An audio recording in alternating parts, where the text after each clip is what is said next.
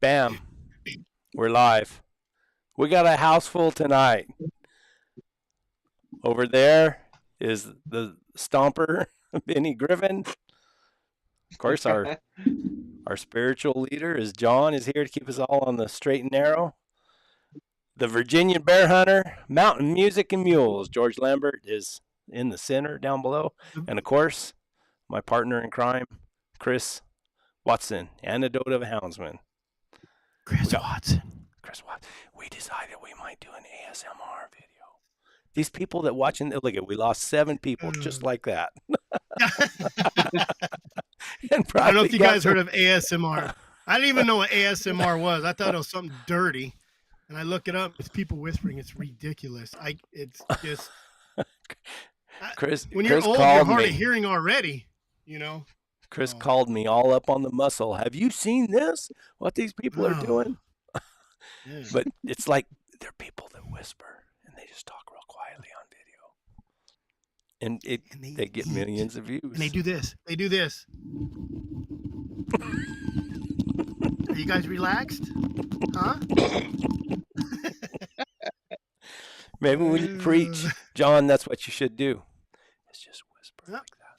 Whisper to the mic. ASMR religion. I'm not really a loud preacher anyway. I'm not a holler and scream. You're not a fire and brimstone? No, I like it though. I love to hear a preacher preach like that. And I get a sermon together sometimes. I'm like, ooh, this is a good one. And I get up and it comes out. And I'm so like, you're a natural ASMR. I feel your pain because Brett's always telling me. It doesn't come out ASMR. Huh? Brett's always telling me, you got to be excited, Chris. I'm like, ugh. It's just I can't be excited. Chris will have a good video. It's like, man, I mean, when I make a video, I mean, usually I'm pretty excited about where I'm going. And Chris says, today we're going up here to look at this. I think, man, he's not excited about it. I'm not going to be excited about it. What did Brenda do better this time? Man, she did real good. Me and her had a little awakening. Come to Jesus? Yes, exactly. Well, I took a pack mule and just to see if that was different, because the guy I got her from said that she did real good when he led a pack train or a pack mule, but I also think that they probably had somebody on her where she did a lot of following too. She followed the other mules. And probably someone who didn't really make her pay that much attention, because, man, I got up there and I would ask her, I'd ask for her to turn. I'd ask for her to go. And you know how a mule is. They'll think they want to go back out that way, and they'll bow that shoulder out.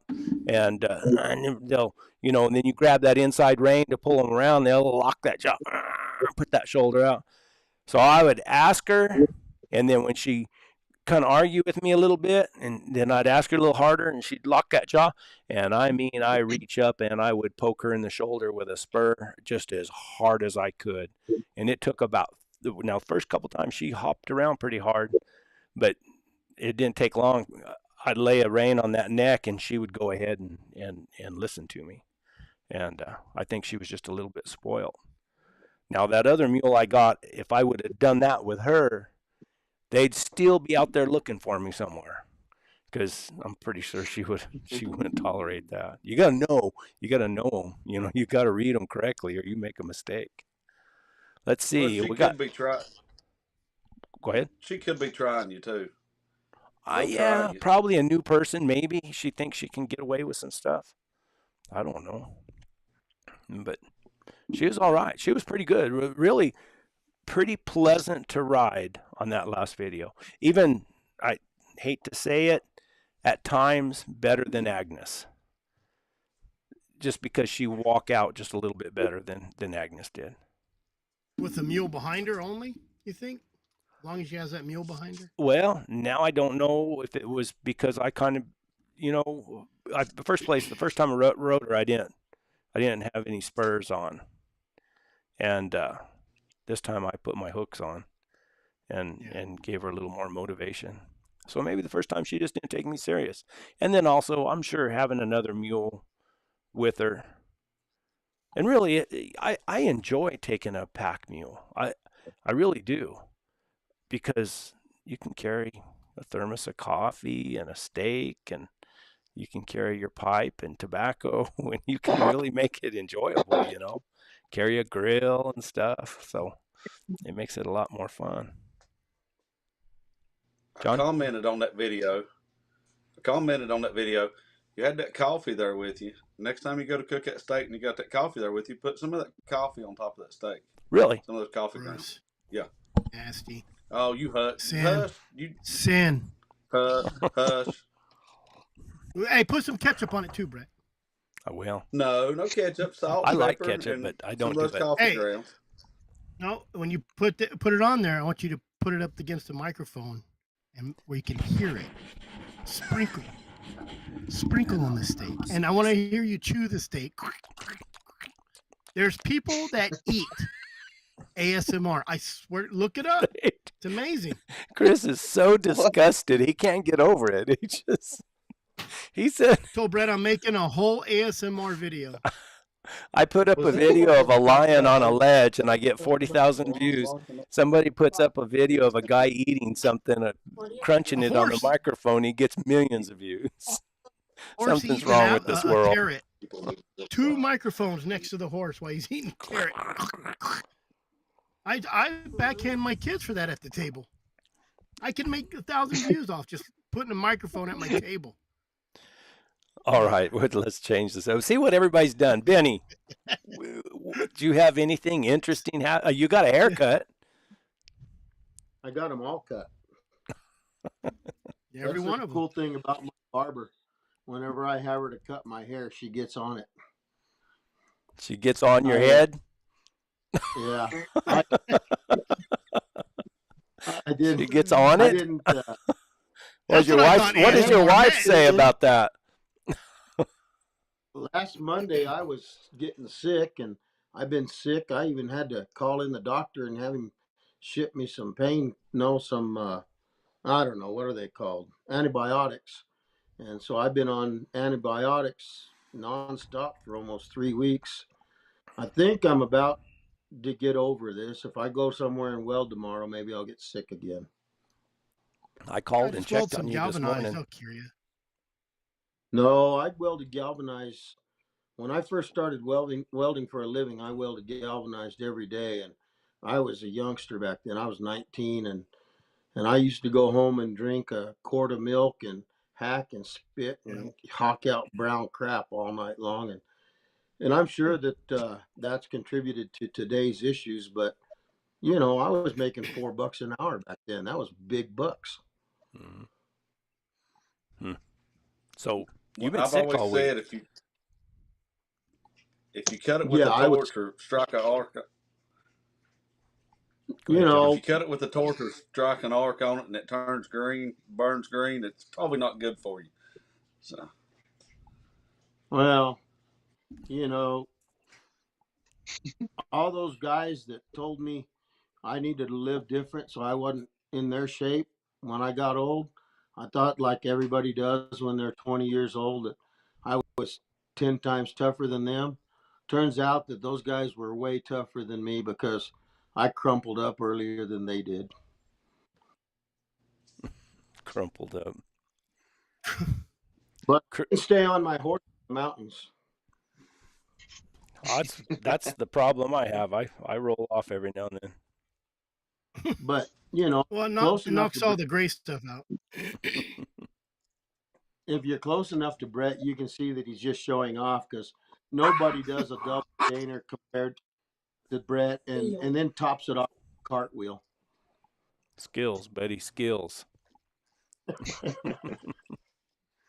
Chris, what happened to you this week? Anything interesting you can share? I went and made another video. I know I found that cemetery I was trying to find. I know you got some interesting things, but you can't share a lot of it because you are a PR. I'm looking for a runaway stolen kid. Got some I got some interesting people trying to hire me. It has an interesting past, so yeah, I can't go into that yet. Top secret But stuff. oh yeah, and then I'm doing some construction consulting stuff. I went out and made a video Saturday. There's a crossing under a railroad track I had to dig out just to get my truck under there. And I took everybody and made them all dig. That's good. That video will come out next week. You Found got a name for it yet? the video. Yeah. Yeah, I have to look it up. See how I sent it to- excited he gets over it. Yeah, I'm looking for it. Yeah. Hang on, hang on. Let me do it. Let me do it You got Brett's that- way. Yeah. Oh, no. Where's it Is at? Where's it at? It's burning out the top. Lost it already. I don't know what it's called. Oh, there it is. Lost cemetery found, guys. I went out there and found me a cemetery. Dug out some stuff, got my truck under there, beat my kids, and we were good to go. There you go. That better? There we That's go. better. Oh, that took a lot out of me. George, how about you? I seen you had a big display at a sports show somewhere. That's pretty much what my week consisted of. Getting ready for that, and then all weekend I was there. So I talked to Bear Signing Hunt autographs. from. Yeah, I actually did have to. It was a little different, but yeah, taking pictures with people and signing autographs. It's a little Kissing awkward. kids. So yeah, Whispering. I was there the Whispering. whole weekend, fucking bear hunting from about 9 o'clock or so in the morning up to about 8:30 at night, steady. Really? Yeah. So that's basically been it for me. I seen you're gonna Take go. Easton. Me, Easton, my mom, dad, some of my hunting crew off and on. Yeah, it's been a Was busy. Easton famous? Do what? Was Easton famous? Oh yeah, but you know what? People come in there. They wanted to see Cletus. They wanted to talk about Cletus. I didn't take him. They wanted to see Easton, and they wanted to see Scruffy. Scruffy, I was gonna They say. I found a few Did you- autographs, but they wanted to see Scruffy. Could you not take Scruffy, or you just didn't want the hassle? Oh, I took. He was tired of it by after just a couple hours of the first day. So he went and hid back in the corner. Well, you're gonna go do another one, aren't you? I thought I seen on your Facebook. Yeah, I'm gonna make the decision as soon as I get off here if I'm gonna commit to doing it or not. Do you like it? I mean, is it fun?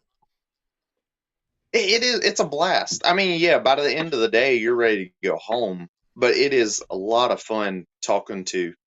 I mean, you're just steady talking bear hunting all day, or hound hunting in general, really. And I seen you had a bunch of merch there too, didn't you? Yeah, and that's honestly, that's really. I'm not like the sentimental type of person or whatever, but a lot of people go for miles and miles. Some of them from different states, just to see me shake my hand and buy a shirt or a hat or something. Oh, that's cool. And it really means a lot. I mean, I can't. It's hard for me to even wrap my head around it, honestly. If I want to buy some merch from you or somebody out here watching, how would they do that without going to a show?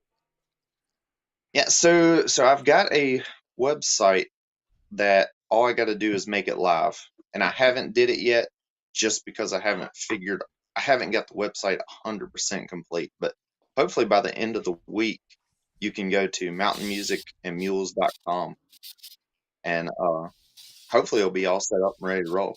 Right Buy now, a hat though, if or a shirt or something like that, and yes, sir, I've got a local lady. She makes all my hoodies, hats, shirts, all kinds of stuff. that's cool. And So- she's local. And she's local. I can drive right up. She's 30 minutes from my house. Well, probably a little farther than that, but whatever the case, I can go straight up and meet her. And she's got basically a merch store in her That's cool because I have on mine. I have that spread shirt they call it, I think, where you can order Right. off a line, and then also, and our sponsor of the video is W Hunting Supply. You can go to Oh, one. W Hunting Supply and order a T-shirt that from me that has my born 100 years too late deal on it, a hoodie or a T-shirt. Because I think W Hunting Supply started out as a graphics company, so they're real big on that. And you can Right. get stickers. They sent me a bunch of stickers that they made for me. What in the world are you doing, Chris? I got a damn fly that won't leave me alone, so I'm trying to kill it. Damn it. I thought he must have had a bumblebee. Man, one fly, and it won't leave me alone. So I have a whole can of Raid for him. John, got what him. have you been up to? He just wants to talk to you, Chris. That fly just wants to talk. There's the ASMR preacher right there. Yep, there he goes. No, work is about all I've got done. Work in church. That's about all I've got done lately. Did you ever get a video out on that? I thought you were going to make a video about cooking a bobcat or something. Yeah. I am, but I messed my foot up. Oh, Chris. I ain't hardly been able to walk, and I messed my Achilles up, and I got it straightened out, and I went back to work, and like the next couple of days I was off, I messed it up again, and I think I figured out what was causing it. I think a certain pair of shoes I got was causing it to mess back up, and I've ordered me a new pair of work boots, and I've stayed away from the shoes that I think was causing it, because I wore them one day. I wore them one day this past week. I was off on a Tuesday, and I wore them, and all I done was get out of the truck to walk into the grocery store, and I could feel it starting to tweak again. So I've stayed away from that pair of shoes. But yeah, I've got a video. I've got the bobcat in here. I need to do that video on, but I've got to be able to stand up and walk around a little bit without limping everywhere. So does that mean it's going to come out soon? Hopefully I can work on it. Maybe not this week, but next. Cool. I've got to go back to work tomorrow. I'm just off today. Cool. I haven't. There you go. Oh, look at that. Onward and upward. There you go.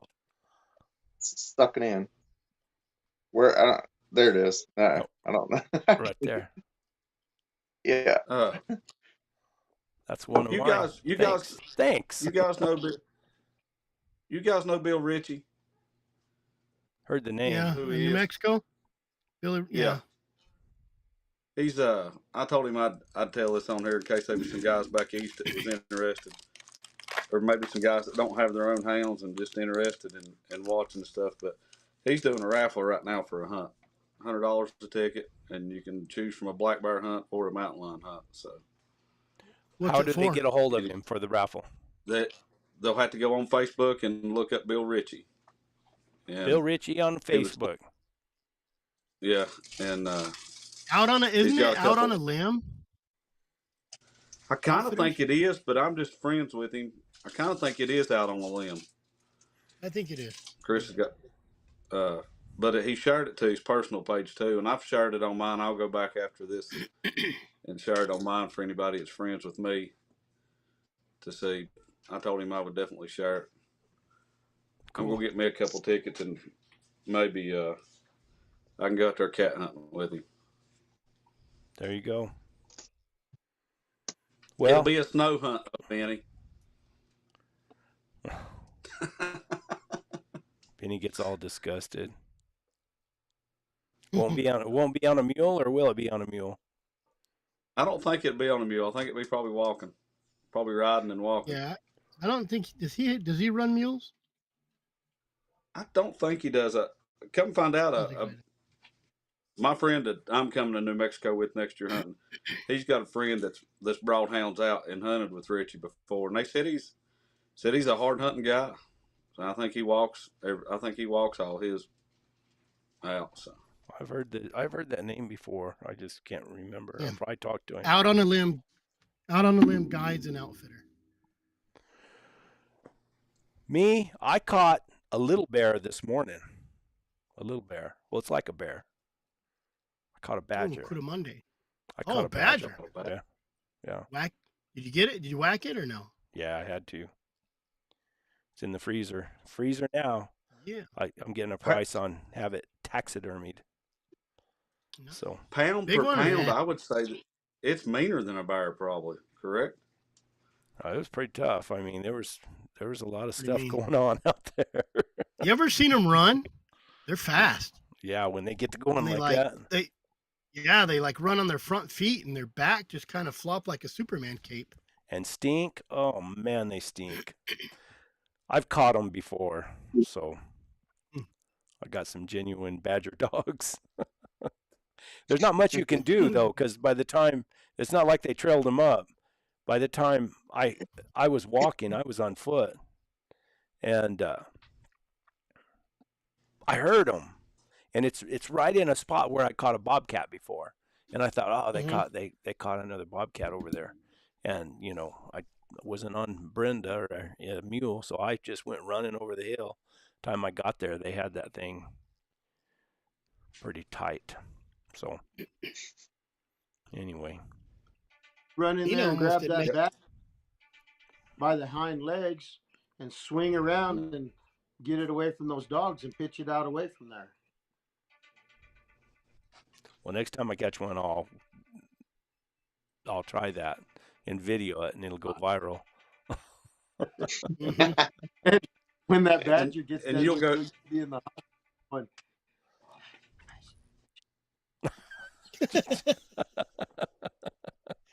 Hey, Benny's on board. We were just gonna start the show whispering and see how long it took Benny to get mad. And, Stomp off. Mhm. And then Tell I his went. first wife on us. I rode a big circle. I took a pack mule and I took Brenda. That's what we were talking about first. I don't even know if we were live then or not when I was talking about it.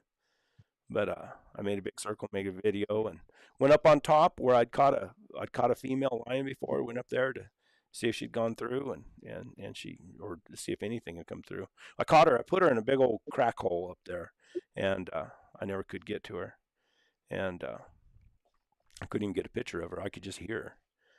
And this time I just made a big 15 miles. I rode 15 miles, and I made the video, and I showed those guys the petroglyphs. How do you say? Is it petroglyphs? Petroglyphs. Petroglyphs. And did a little. I took a pack mule so I could cook on the ground, and I enjoyed it. Well, did It you was a leave nice anything? circle. Did I what? Did you leave anything? You know the rules on petroglyphs. Oh, that Right. lady's crazy. We went over this. You didn't put a little tobacco there or nothing? You No, had but some. I did take a leak right there. Oh, we're gonna get in trouble for that. Well, she came up. She said that we shouldn't even be. I don't even. Well, we read it on the last live. Well, she said doodling was kind of offensive, but let's go over that real quick. Were you seeing those petroglyphs? They were like hiding in the corners drawing. Like they were just, you know what I mean? You were going into the cracks and they were like hiding in the back drawing. They were all over like, Yeah, kind they of were weird. just on those. They weren't on open- a face. Yeah, You know what I mean? yeah, they were just in that one spot. I just, from all the ones that I found, and where and I'm not the only one. Some guy accused me on the comments that I'm acting like I'm the one who discovered them. No, there's been lots of people who've seen them, and I just found them for myself. First time I'd seen them, and I had never Selfish. seen these before. I rode right by them, never looked for them, because usually I'm looking down trying to see if I can see a lion track or something, but I still think from where you find them at, they're sentries, they're guards, they're watching. Somebody has put them there to watch an area or watch that canyon mouth, watch to see if anybody's coming, and they doodle. I don't know. It Was just that in seems the like it's- canyon? Yeah, it was in a big old So deep maybe they canyon. were just kind of hiding in the canyon because it seemed like a spot they'd tell their kids, go over there and chip out some rock and make some, you know what I mean? Or you think they were watching that canyon because it wasn't up high. You know how a lot of your petroglyphs are kind of in an area where it's a good vantage point? Yeah. No, no, you couldn't see very far out of there. You know, but also those drawings are consistent. You know, you see the same drawing in different places. So maybe there is some kind of meaning. Maybe it is a travel route, and someone coming through there that could, you know, see which way to go or which way the camp was or where water Mm-hmm. was or something. I don't know. Hey, I are you got going an to send that lady a link? Can you forward that Um, link to her? We got a yeah. vet tech coming on. Now, Benny, mind your manners. Hey, Yeah. let me ask John something real quick. I just wondered if there's any possibility that all of those natives, whoever they were trying to teach their kids scripture stuff, and they wanted them to find out just how hard it was for Moses to write the Ten Commandments on rocks. Maybe so, Benny. Maybe so. I tend to think like just like Brett said. I think some of it's stories, and it may be offensive to that lady, but I think some of it is still doodling. You get bored Well, and she pick could up be a rock and go. give a rip Well, about her being she's a. She wasn't there. she said she was actually in her reports, like she says, we don't know what it is. We have to guess, and that's all we can do is guess. But you know, there is a lot of pictures that coincide with even over here.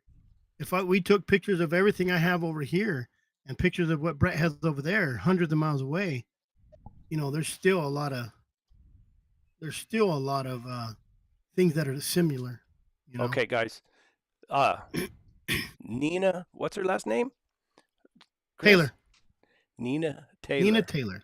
Uh-oh. See, I'm going to have to ask somebody to get out. Maximum number of All right. guests for Intel Base Max. Okay, I'll go because I'm not. But y'all do me a favor. I had a buddy send me a question. He wants to know if she's seeing any parvo and older dogs out there because I've been Okay. hearing some stuff about it around here lately. Any parvo and Like older dogs. over 2 years old type stuff. Yeah. Okay. Okay. See y'all. Thanks, John. Also, Brett, when does the clump episode Uh-oh. come out? Blackbeard wants to know. Ask her to send it again. Oh, Or to try again, sorry. When does the clump episode come out or the Warner Glenn episode?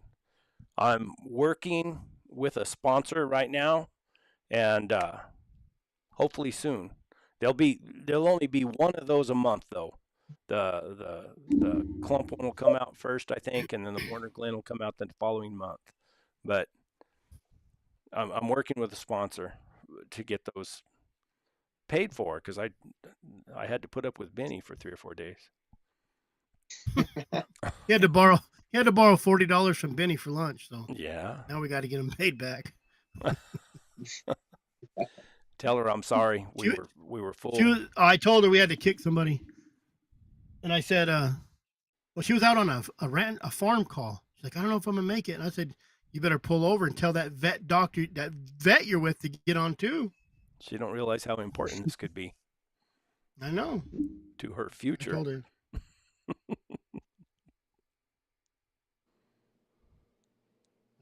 Try again, maybe to kick somebody. Have you had this vet clinic work on any of your stuff, Chris? I've known. Okay, let me tell you the story. Is I've known her for 20 years. She actually hooked me up with my second wife. So How many Yeah, wives so it's have her you had fault. anyway? Just one at a time. Well, total number, or is it something we can Uh, handle? Or Three legally. The other ones weren't mine. they were somebody else's wives? There are some. Those were the best wives too. You just send them home. It's like grandkids. But on record, I love my wife now. She's the best. one Oh, I've ever she's had. in there listening to you. Probably. Come on, Nina. Log on, Nina. She was here. And I was worried about that. I've never I didn't know what the maximum amount of people you can have on this program. Well, remember you had to use your other Mac That's the only way we could do it. Is with that other Mac you have. Remember? I don't remember. That's when you went through your But amnesia I believe you. times. Here she is.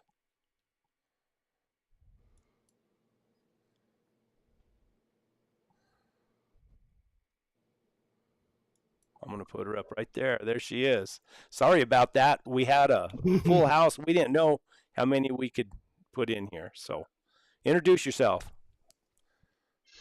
My name is Nina.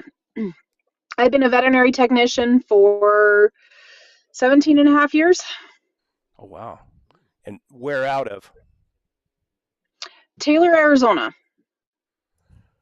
Where's Taylor? So it's It's a little Snowflake, sp- Arizona. It's in between Holbrook and Sholo. Yeah. Cool. Work on dogs, horses, mules, everything? Pretty much dogs, cats, horses, mules, some pigs, sheep, goats. Me. Work on Chris. Oh, did I say that out loud? I told her I'd behave. I kind of tried to promise her I'd behave. She's really nervous. Come on. I told her we were all gentlemen, so I really had to lie to get her on here. You just got to be careful not to make Benny mad. I know. Benny got your back. He's the stomper. I'm glad somebody has to. So this is a houndsman, more or less a houndsman podcast or live or whatever. What's the most common? I mean, you work on hounds, right? You have worked on hounds? Oh, Yes, absolutely. What is there a common thing that you see in hounds, that injuries or sicknesses or anything that's more common that you notice? Honestly, the biggest thing that we see with the hounds is foreign objects. So they go running through the trees chasing something and end up with a stick stuck in them. Really? didn't Carl Boykin just Yeah. experience that? Mm-hmm. He did. He actually had one that was underneath his dog's jugular on both sides. For a while, right? It was a Like- long time. He had seen us and a couple of other different vets, and we finally brought him in and sedated him, and the infection was down just enough that we could fill that stick. And it was kind of cool because I'm like, hey doc, there's something in here. And I actually took video of pulling it out. We're talking about Carl's dog, right? Still. Hey, Carl needs sedated Do I have to sometimes. do You it? know this. Christopher Michael, stop! I'll be dang. How about Great. sickness? I mean, any? Oh, what was the question that the guy wanted about the parvo and older dogs out here? Yeah, they're saying that there's some parvo showing up in older dogs lately. Have we seen any of that over here? I think the biggest problem is people not vaccinating every year or every other year. So some of the vets in the big cities are telling you can go to every 3 years. And we have so much parvo in this area, it's not worth the risk of doing it every 3 years. I still vaccinate my dogs on an annual basis. Partially because my dogs are more at risk of coming into contact, but we are seeing dogs that are older that were vaccinated as puppies, maybe boosted at a year, and then not given any vaccines, showing up at 4, 5, 6 years old with parvo. I didn't know you had to do it every year, honestly. Yeah. If mine make it through the first 1 or 2 years, I'm like, yes, I made it. You know, Nina's my parvo princess. I call her and I'm like, I got parvo, and she makes me my cocktail, and then I go pick it up. Sometimes I pay for it, sometimes I don't. What's the cocktail? You got to let us in on that. Oh yeah, what up. is that? I tried telling, but I didn't. So usually what we do is we use any kind of saline solution like a Normasol or a lactated ringer, some kind of saline solution. And then we put vitamin B comp in it to help give them a boost so that they can feel a little bit better. And then we put an antibiotic called cefazolin in it. And this Vaselin's not going to do anything for the parvo. What it's going to do is going to keep them from getting secondary bacterial infections. So the normal bacteria that's in our digestive tract that helps us digest our food, when parvo happens, it causes the intestinal lining to slough off. So the skin on the inside of the intestines comes off, and that allows that bacteria to get directly into their bloodstream. So between bacterial infection and dehydration, that's generally what kills these poor puppies. Is it when you give them that cocktail? Is there a pretty high success rate of them making it? Yeah, we tell people that statistically wise, 40% of these puppies that end up with it are not going to survive. And I know the numbers don't add up, but about 70% of the puppies that we treat with the fluid bag, the banana bag, tend to come through it. And there's no rhyme or reason as to which puppies are going to make it and which ones aren't. How about older dogs? Older dogs seem to do pretty good with it, especially if they've had some vaccines in the past. The ones that we see that don't do as well are, for some reason, like labs have a hard time surviving parvo. Oh, wow. Boxers. Pit bulls. Anything with kind of a black and tan gene, so a lot of your hounds are going to struggle. But there's no rhyme or reason. We've had puppies. We had 2 come in on one day. One of them was a little Maltipoo, so a little teeny tiny thing. And same day, a golden retriever puppy came in, and the little tiny one survived, and the golden didn't. Huh. I wonder if it's just So how much of it they get, or, I mean, how exposed they are to it. Oh, and also so they Go ahead. pregnant. You give it to them when they're pregnant too, right? It's good to give them a shot. We usually do it right at either while they're in heat and you know you're going to breed them, or right at the beginning of pregnancy within the first couple of weeks. If you do it at the end of pregnancy within the last week or so, they don't really have enough maternal antibodies built up in their milk to give it to the puppies. But if we do it early on, it gets built up in their milk, and then they can give it to the antibodies to their puppies and protect themselves a little bit more. I was going to say you might want to hit some of them. We got like 3 or 4 questions. What do you think about the parvo shots like you buy at Tractor Supply or something like that? Are they effective?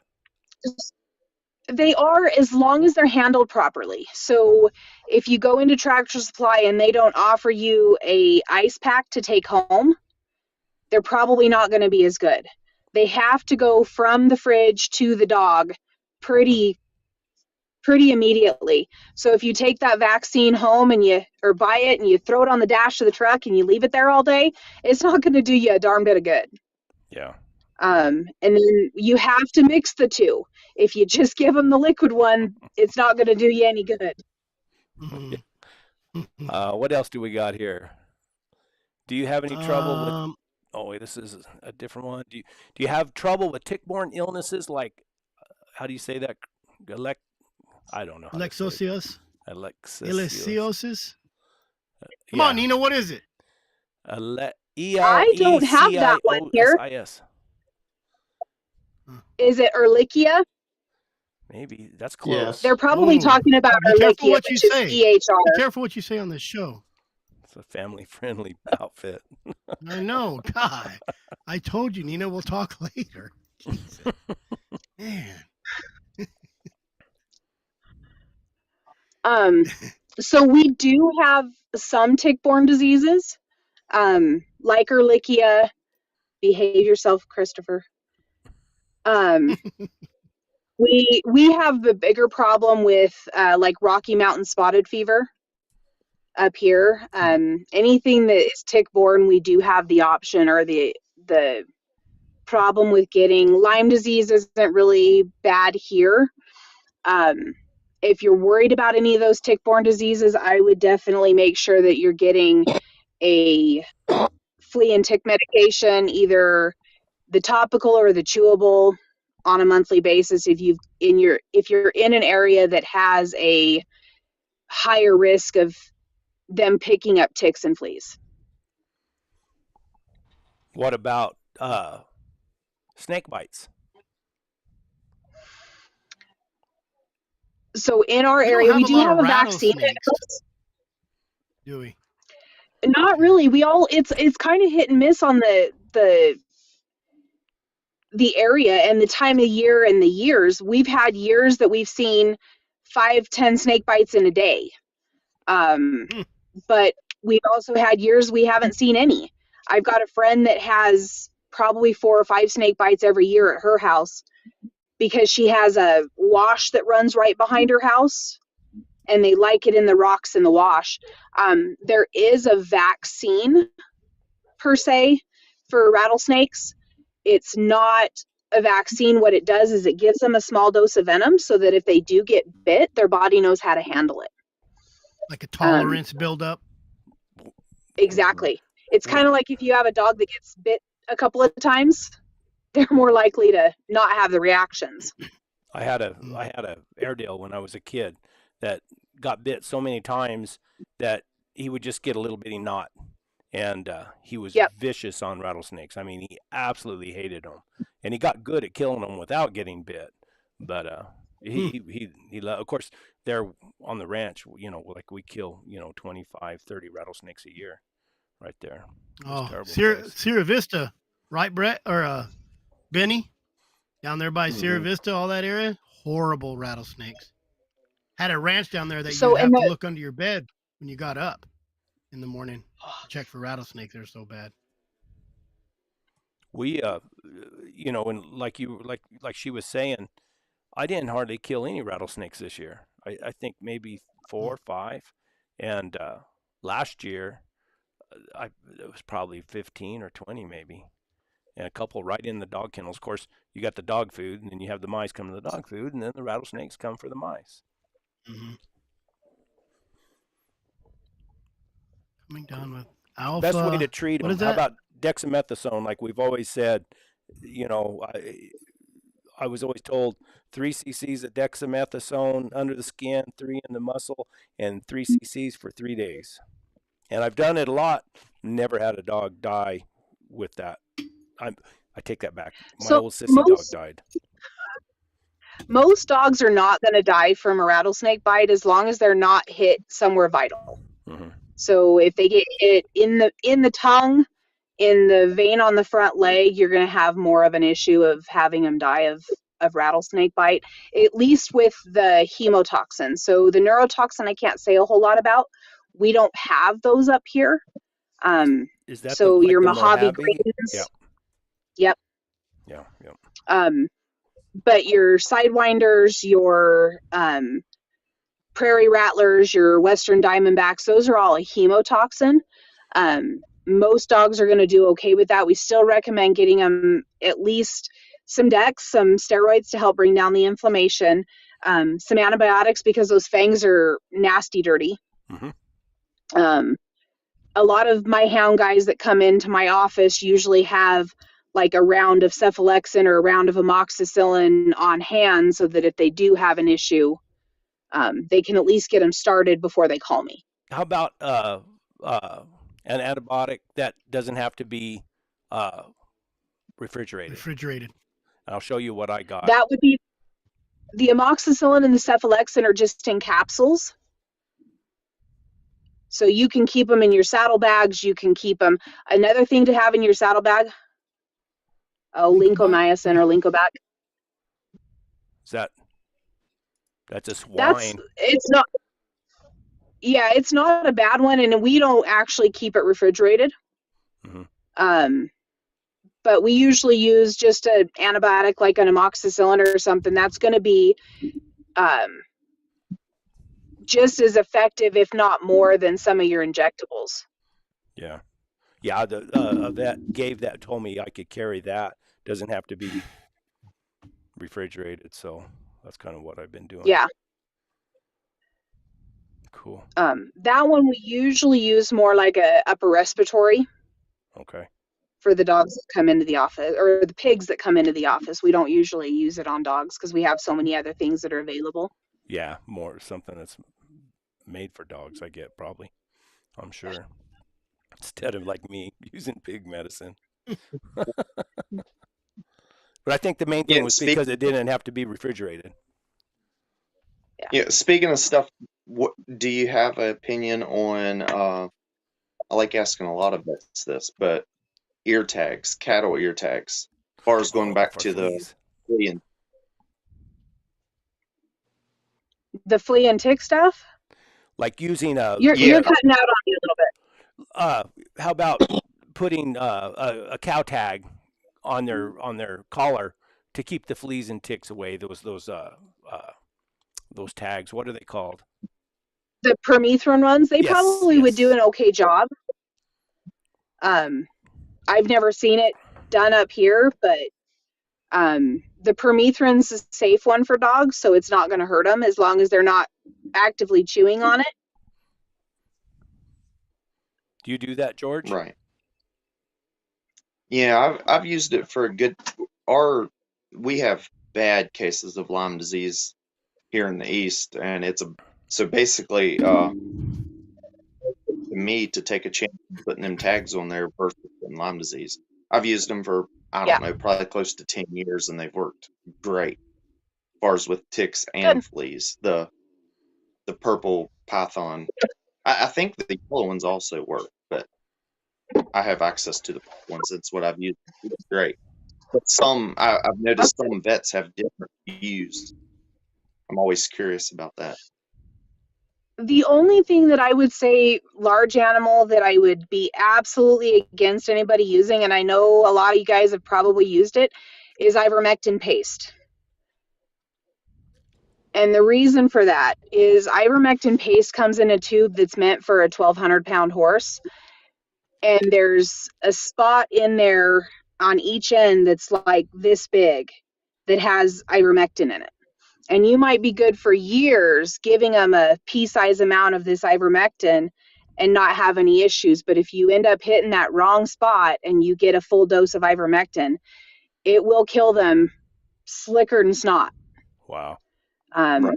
I've seen it happen, and they go into seizures and they just die, and there's nothing we can do for it. How about worming and like this stuff? Dectomax, anti-parasitic. Have you heard of that? What is the active ingredient in it? I don't have that picture. Doramectin injection. Doramectin. Dectomax. Dectomax. It's what I've been worming mine with, and it came highly So recommended. the one that I usually recommend is Panicure or Fenbendazole Safeguard, Mm-hmm. because that one there's no LD50 on that one. You could give them a whole bottle and you're not going to hurt them. LD50, and that is what's can be dangerous. So LD50 is the lethal dose 50. So it's the amount of medication it takes to kill 50% of the population that it's given to. I wish I knew. In laboratory animals, they usually use rabbits. So whatever dose of the medication it takes to kill 50% of the rabbits that they gave it to. Because rabbits are pretty susceptible to most things. Oh, wow. But there is absolutely no LD50 on Safeguard or Panicure. Safeguard. I don't know. This is what, matter of fact, Cody King is the one who recommended it to me. And I had my grandson, because I knew you were coming on, I had my grandson take a picture of it and send it to me. So I don't have the bottle with me, but it doesn't have the. If it's an ivermectin, you can give it in doses. You just have to know what that specific dose is. And honestly, I don't know what it is. Yeah.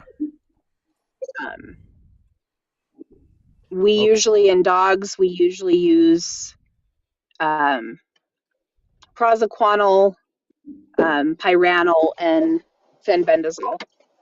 How often do you recommend worming? That all kind of depends on the dog. If you've got one that's eating trash or eating rabbit manure, probably on a monthly basis.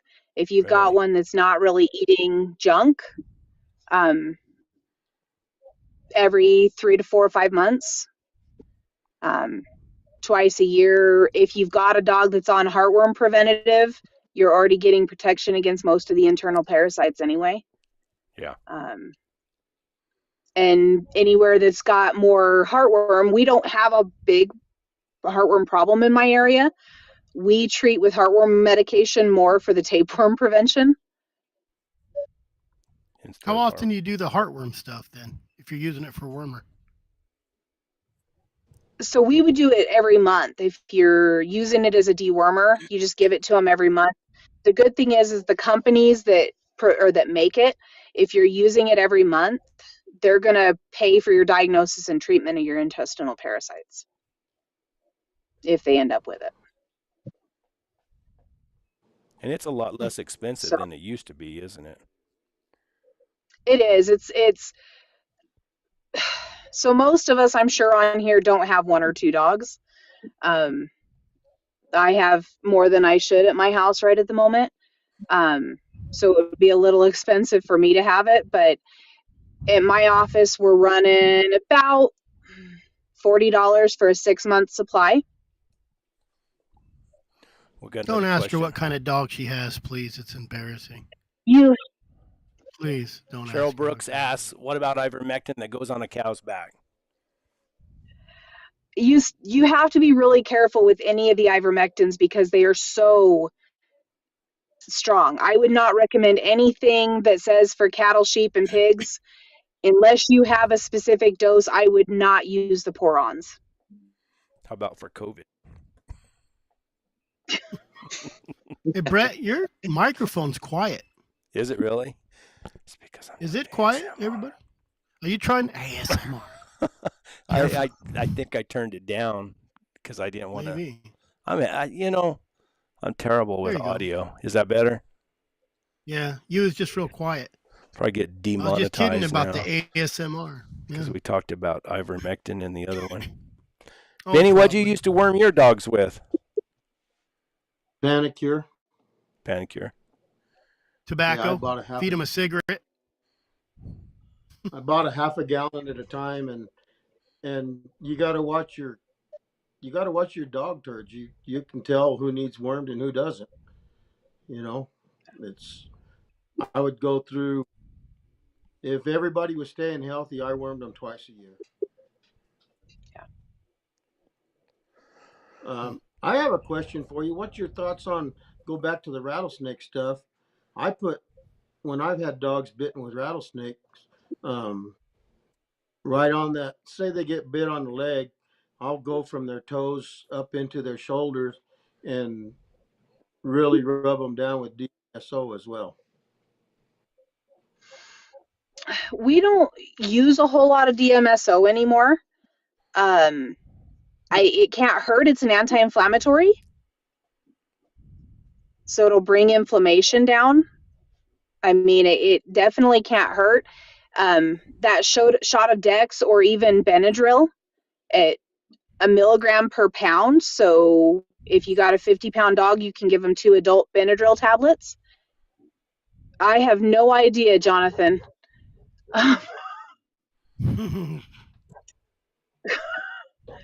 Sorry. So I just read the question that came across the screen, and I have no idea. No, that's what it's for. But Benadryl is a good one that you can keep. You don't have to keep it refrigerated. You don't have to worry about needles. You don't have to worry about poking them.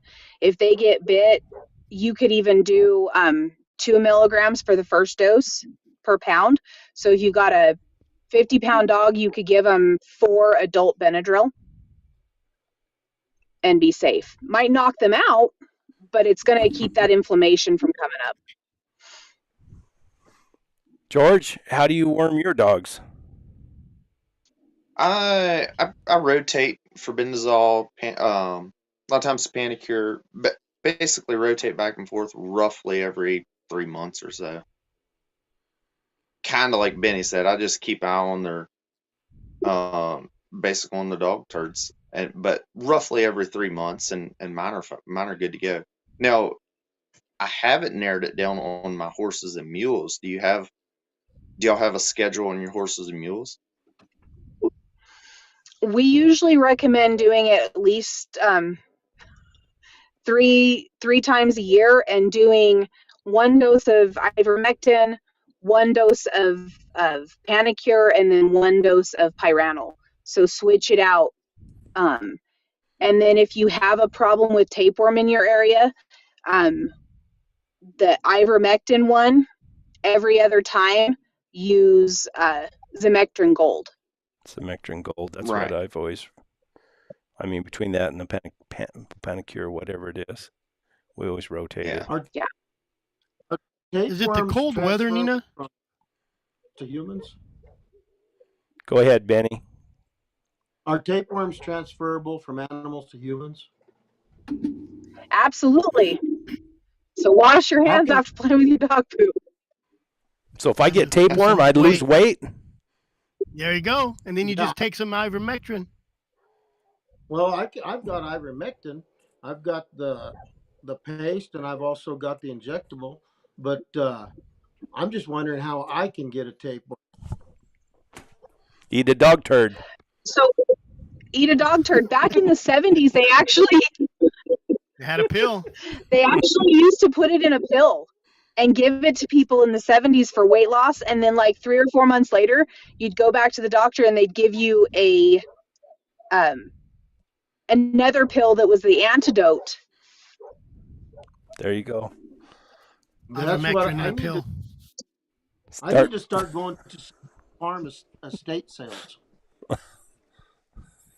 Just start carrying your little baggie around and package dog turds that have tapeworm, and then make them in little pills, and we'll get rich. Telling people how to lose weight. Miracle weight loss. Yeah, go on Shark Tank. This was me 5 months. This is me today. Here, and then have some of that ivermectin or whatever in another pill, and tell them after you've lost the desired amount of weight, take this pill. You'd be all right, man. You just can't tell them what's in it. Well, no, that wouldn't work. Highly just secretive content. Purina.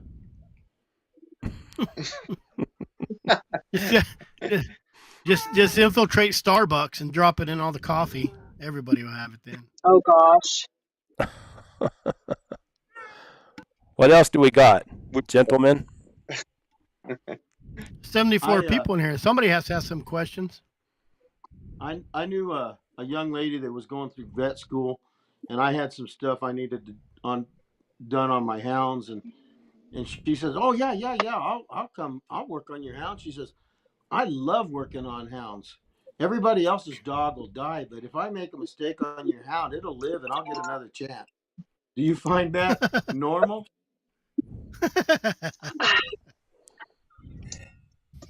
So you know what? We're probably one of the only clinics in our area that's houndman friendly.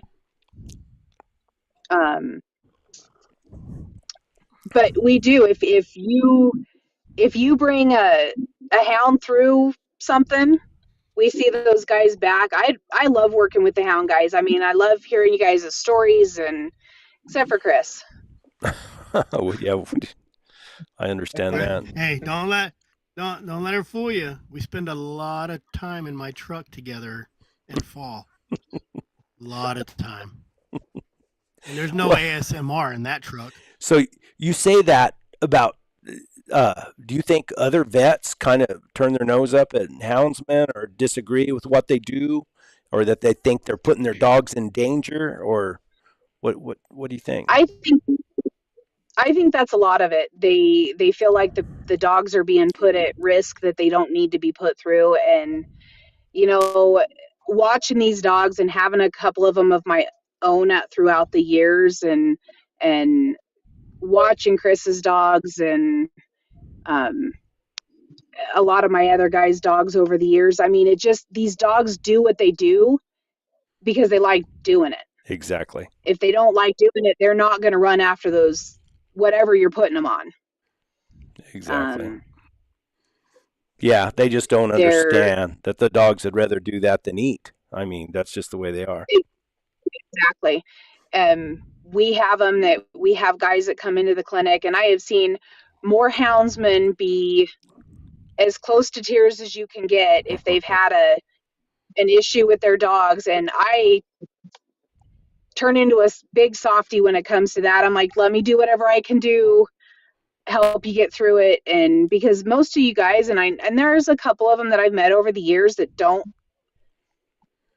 I don't want to say don't care about their dogs, but they're not as into them. No, it's true.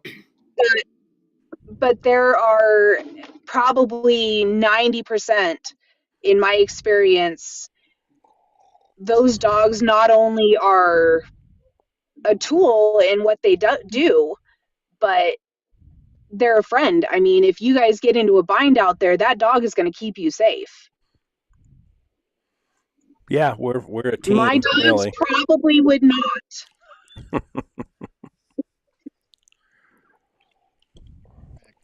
So what if you're out at a tree and a bear tears open your dog?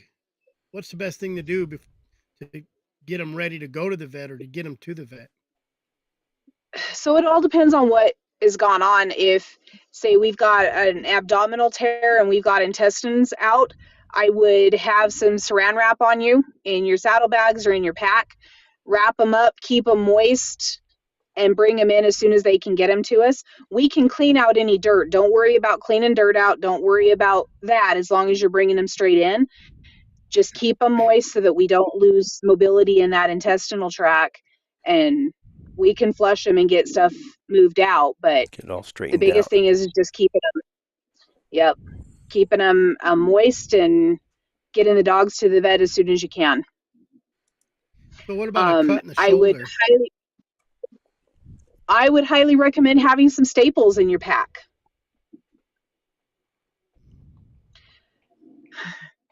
Good luck with that double duty. Okay, got Uncle. So just try to clean it out a little bit and then maybe put a couple staples in it just to close it up, protect it. Yeah, if you've got like bottle of water or whatever, squirt it in there, poke a hole in the top of your lid, squirt it in there, try to rinse out what you can. Throw a couple of staples in it. I wouldn't worry about sutures, just throw a couple of staples in it and bring them in. If you have room in your pack to have a little bit of betadine, you can either spray it in there. I would prefer you not spray it in there full strength, but spray it in there, a little bit. Put a couple of staples in. Yeah, dilute it a little bit to where it's like a wheat coffee. So are you talking 50-50? Like if you had a water bottle and dumped half that water out? No, like 2 capfuls. Oh, into the water bottle. Not into the water bottle. Poke a hole in the top of your cap and then spray it in there so it can help do a little bit of flush. And then, like I said, I would have staples in your bag. I actually keep them in my pickup just in case. Do you carry that with you, Chris? Since you run bears? I have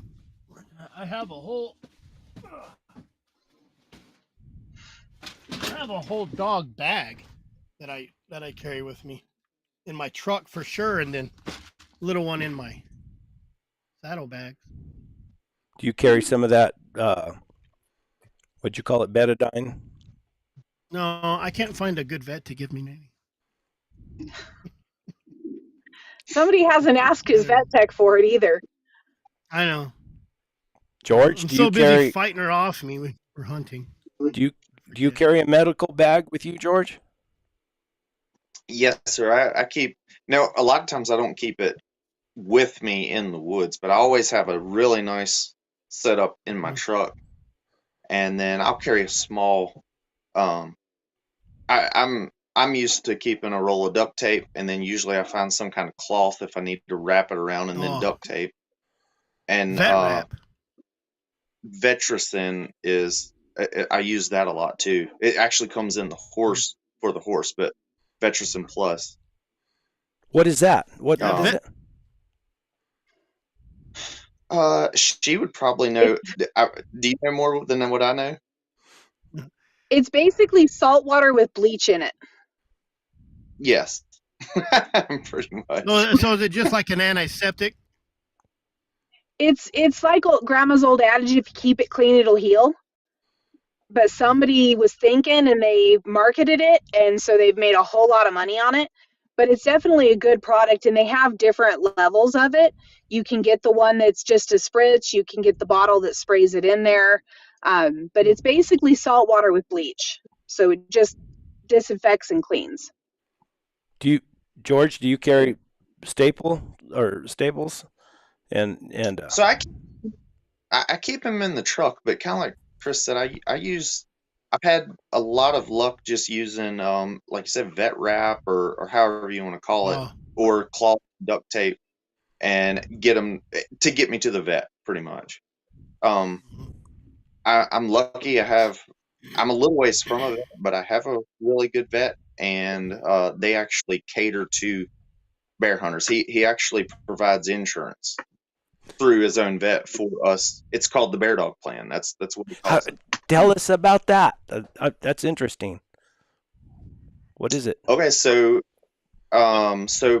first every January, we got to pay by basically January, but it cost us roughly, I think we just went up this year, but $300 a year for 5 dogs, and I usually buy 2 plans.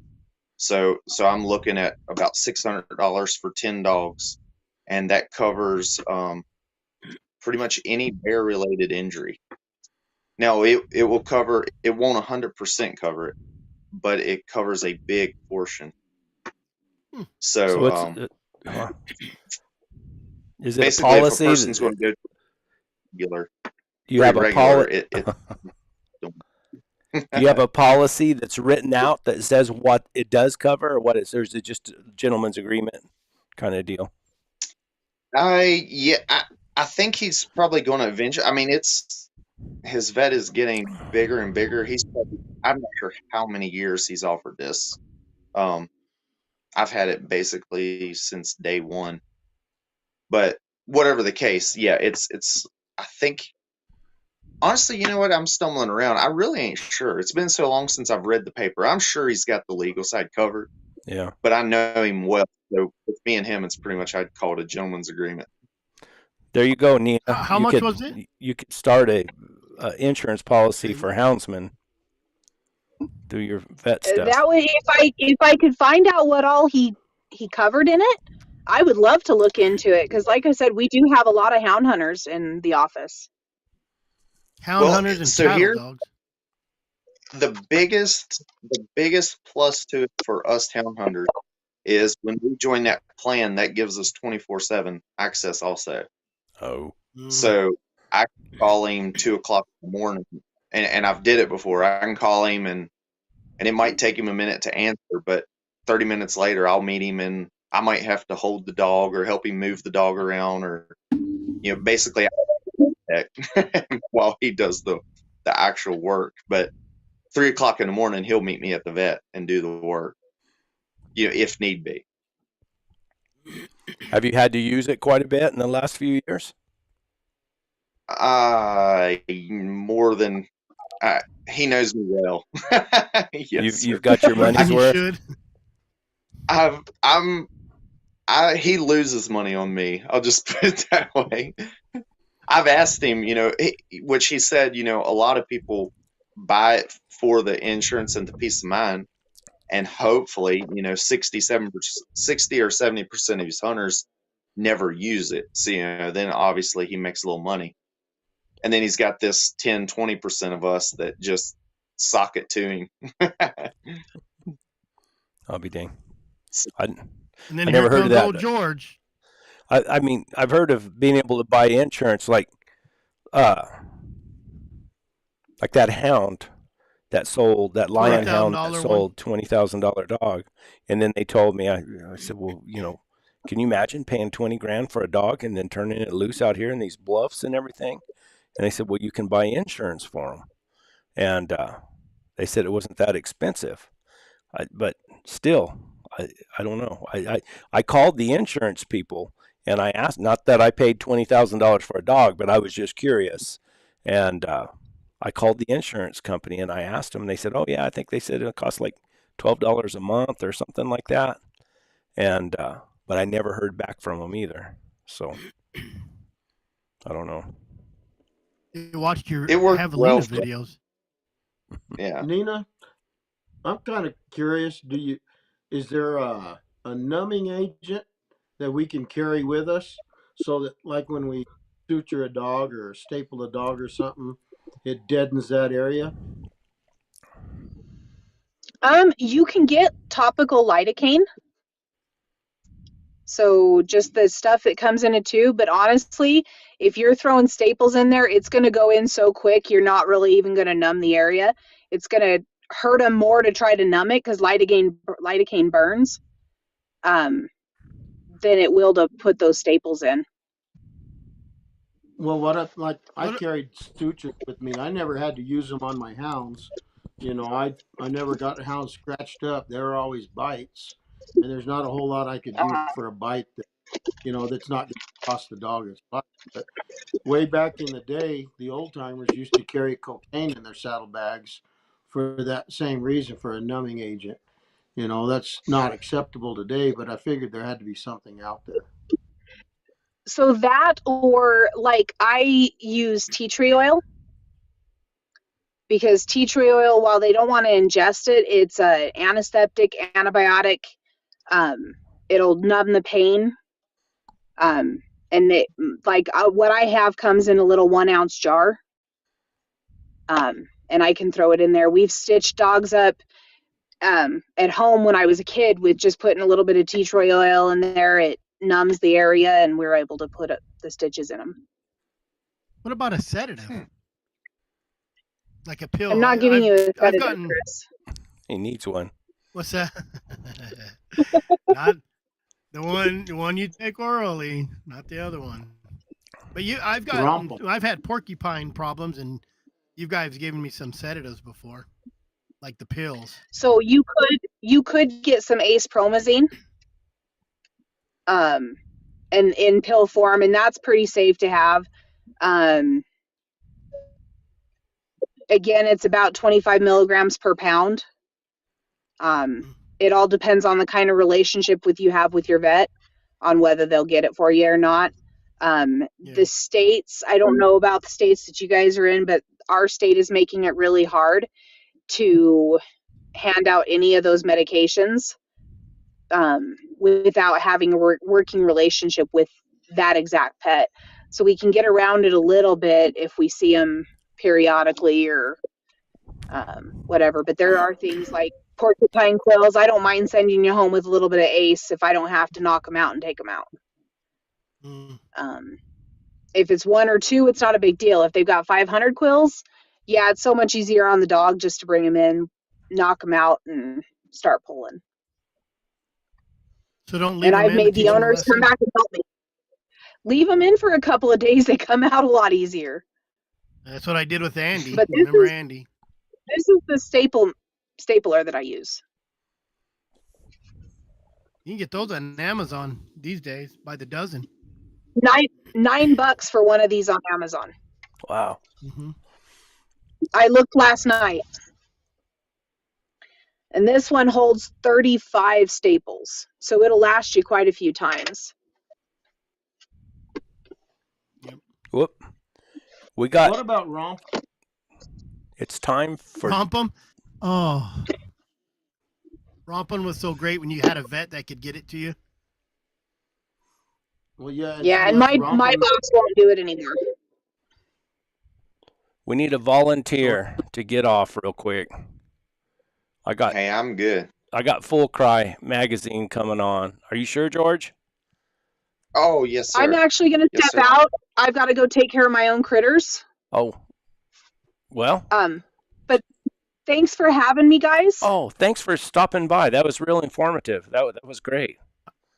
I told you it was easy. Except for Chris. We'll have you back, but we'll make sure we don't have Chris here.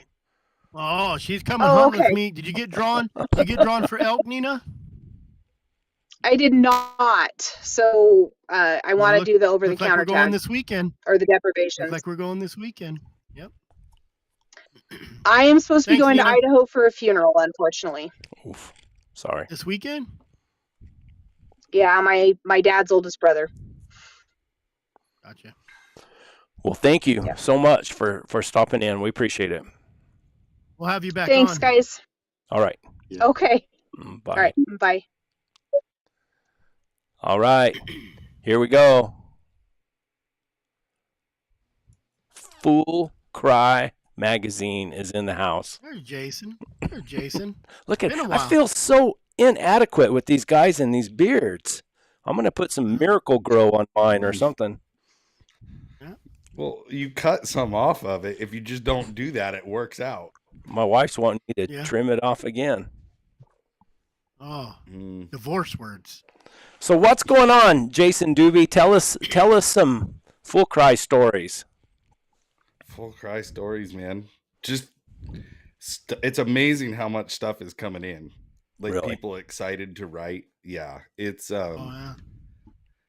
I feel like it's been forever since we started it, but really it's only been 3 issues. Like the third one just hit. And Yep. did Cody see it? Yeah, I Have you talked to him about Brett? it.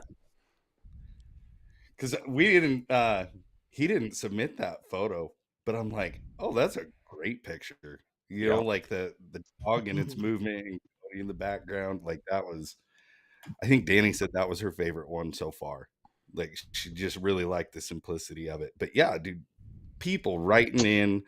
We got the columns from all the clubs that are really trying to keep like field trial updates and things like that. And there's some really good writers out there, which is really nice. Like, I don't know. I feel like people have been looking for an outlet and now it's here and it's kind of made, the big shift. We caught some flack, I'm sure, about, taking some of the squirrel and cur dog content out. But really, we just want to make room for everybody, all the tree dogs, so we're all represented. And we would just encourage people still, like, if you have good stories or you have an idea or, something that we can work on, get a hold of us.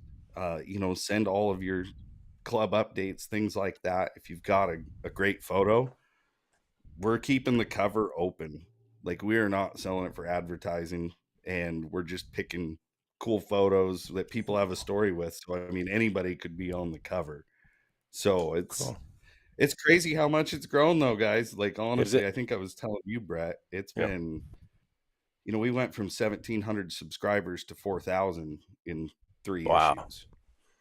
So it's definitely getting traction. You think you're going to go every month? You think you're going to go every month one day, or because of all the content, or is it just too much work? I'll be honest, if it was somebody's full-time, all the time dedicated, you could do it. But for us with 4 kids and a pack of dogs and, life, there's just, we will fail. Like, I promise you, if we committed to every month, we would screw that up 100%. So I'll be honest, my math teacher in high school, he says, know what you know it well, and forget everything else. And that stuck with me. Like, we know we can commit to 6 a year, so that's where we're at, and who knows? We've talked about in the future, maybe do some special editions, and who knows what that would be, like a bear only, or, a Southwest even. Like, we could do like something like that. But that'd be probably way down the road. We really kind of want to get our feet under us and get the whole program moving, and then we may look at it. Benny, did you take Full Cry back years ago? I mean, when it was on a stone tablet, or? No, I used to read them. I don't know where I got them, but I never did subscribe to them. I was on the go too much, and there was just way too much content for me. And then when I thought that I might subscribe, then it got more out of the big game and into the smaller dogs. And, and that's good for the people that like those dogs, but that wasn't what interested me. The one magazine that I used to subscribe to, and I miss it dearly, like 200 years ago, there was a hunting magazine in Arizona called Arizona Hunter and Angler. and I used to just drool over the stories in there. But that's been gone too. But I did look at Full Cry regularly from somebody else's subscription. I took it in Yeah. the 80s. I had a subscription to it in the 80s, and that's when I told you guys about that picture of the lion on the rock out there off with Highway 70 in the background. Mm-hmm. And that was Rob Cox, right, Benny? You knew him, Yes, and that Junior was Rob. I know the story on that hunt. J.R. Williams They is the were one who caught that lion. yes, Jr. and Rob, and they had the general from the army base with them, Missile range. and Yeah. that lion was. That's when they first started that 10 years, the first 10-year study on the lions in the San Andres Mountains, and they caught that lion, and he was collared and had a tag. It was lion number one, and so Rob went and talked to that. Out of Ken something that he lives in Hillsboro now. He was the biologist that was running that deal, and he said, "Well, I thought you said those lions never leave your study range." And then the gal that was with him, they ended up married, Ken and her. But she says, "Oh," and she got all goo goo on the deal.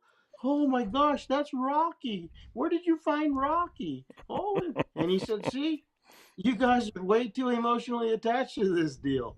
And you could Right. the picture the picture with Rob there, and the tree's gone now, but I used to look at every time I drive through there, Brett, I'd see that dead tree on the side of the highway, and I'd look and think that would get some people's attention.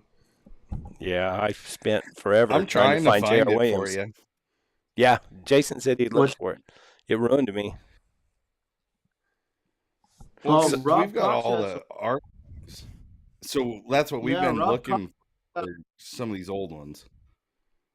And you have all the archives or of those, Jason? Yeah, we've got a bunch of them. I mean, all the way back to the first issue in 1939. Jeez. So what I've been doing is going through, and it's terrifying splitting the spines on them because it's like a one-shot deal. Like if you screw it up, and I did screw one up, and I felt horrible. But when you're cutting through like a piece of history, it's a little nerve-wracking. But now we're able to get them digitized and scan them in as a PDF, and we're going to be making those available for downloading. You can go in and buy it just like you would a digital subscription, but you'll be able to go in, and we're going to have an archives where we're going back and doing them. I mean, basically I'm going to say we're going to start in the 90s because there's a lot of good stuff in the 90s, and then start working our way kind of both directions. But what's crazy to me is all the ones in the 90s, it's funny because you got all the letters from like Dick Muldoon and like a lot of the West Coast, Southwest. It's kind of that seems to be the hot spot, and in the years people remember, like for those of us in our 30s and 40s, the 90s were the ones that were probably classified as some of the better years, when it was a lot of big game, a lot of diversity in the dogs, in the articles. But you pick up one good one and you go through there, and there's like 6 articles in there that I'm like, I got to sit down and read this whole thing. So we're working on it. It's taking us longer than we're thinking to get it up and rolling, and it's going to take forever to get all of this digitized. But the point is, we It's want worth it to it. be the history. It'll be available for everybody. That's good. For something that's been around since pre-40s. Like that's to It's a me, good thing. it's a You said personal mission now. you said available, like people with subscriptions, or is it like Yeah, they'll like have you'd just be access, able or to how? go on and buy it, buy a digital copy of it for your phone, Gotcha. download it to your phone or your tablet or whatever. Mhm. That's the plan. And then I mean, we have the digital current subscriptions too, but I think most of our subscribers want it in their hands, and that's why we really want to do the print. That's the focus. But got all these old ones. People have had them in Grandpa's attic forever, right? That's what I keep hearing from all these people. Oh, I just got a box from a buddy and this and that. So we want to make them to where everybody can just get to them, and those old stud dog ads, and there's all kinds of information and training articles. And Danny jokes around. She says, the new motto is find yourself in the pages of full cry, you know, and that's kind of what you do. You start digging into it, and then there's like a piece of this reminds you of this, and there's these articles back and forth with these old timers that, you know, they're not here anymore, and they were relevant then, and it's a whole new breath of fresh air to like the younger generation, and know that this was written from people within our sport and our lifestyle. You know, this isn't somebody else writing our history. If we can get all this documented, like I feel like it's a big thing for houndsmen especially. Oh yeah, that's good. Do you do any writing, George? I don't. I have thought about it and stuff, but I have never took the time to sit down and write. I bet you could. I've You got some good stories. I, I've always been encouraged to write, just so the stories don't get swiped under the rug, you know, Yeah. or forgot, Right. you know. Cool. It's Yeah, fun. I enjoy writing. I don't do a lot of it, but it's kind of a chance to get lost, you know, especially on the hunting stories, because you get to relive every minute of it in your brain, and then you tweak it, and it's pretty amazing. I'm sorry, like hound guys that you think are just rough and tough and like uneducated. Mhm. Come on, man. Those guys can write some stories, and they will bring a tear to a grown man's eye. Like it is pretty awesome. I think it's the confidence level. I just listened to a podcast that said I've met 100 people that was inspired to write. Like me, I write. I wrote a story about a private investigator for Mountain Daily Star. Hope I didn't ruin that. For Molly Ottman. So, but I'm kind of old school, like real old school, because I like to. I like to type it on my old typewriter. That's something I would think that was something Benny would pull out. No, I bought Hey, you that can at type an it and estate send auction it. for $10. Yeah. So We'll just type it out, throw it on the back of the Pony Express, and ship it on up to Oregon. I will. We'll get it in a The magazine. hash knife. Yep. Send it over. Carrier pigeon, yeah. like Benny used to do. Mm-hmm. So when does the next issue come out now, Jason? Next one will be April. April. And there is an awesome photo on the cover that I'm not going to give away, but you guys will appreciate it. It's not quite in your neck of the woods, but it's a good picture. Yeah. So are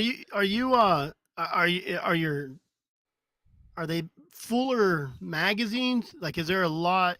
Because you're doing it. How often are you doing it? Every 3 months? Every 2 months. So it's 6 a year. 2 months? Subscribe, Chris, and you'll find out. I am.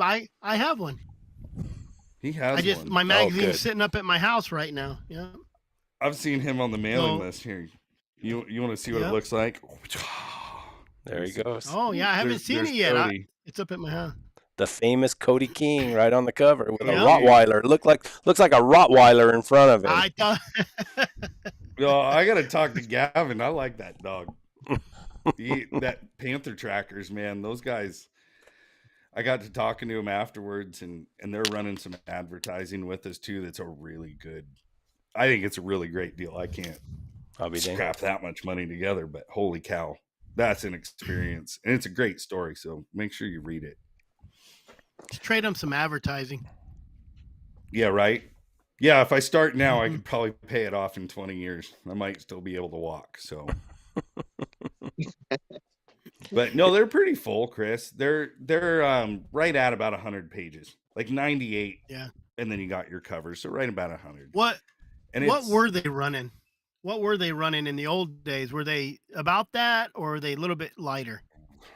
Well, it was rough because like some years it was, or like the 90s, there's well over 100 pages in a lot of them. Yeah. I mean, some of them are like 140, 160.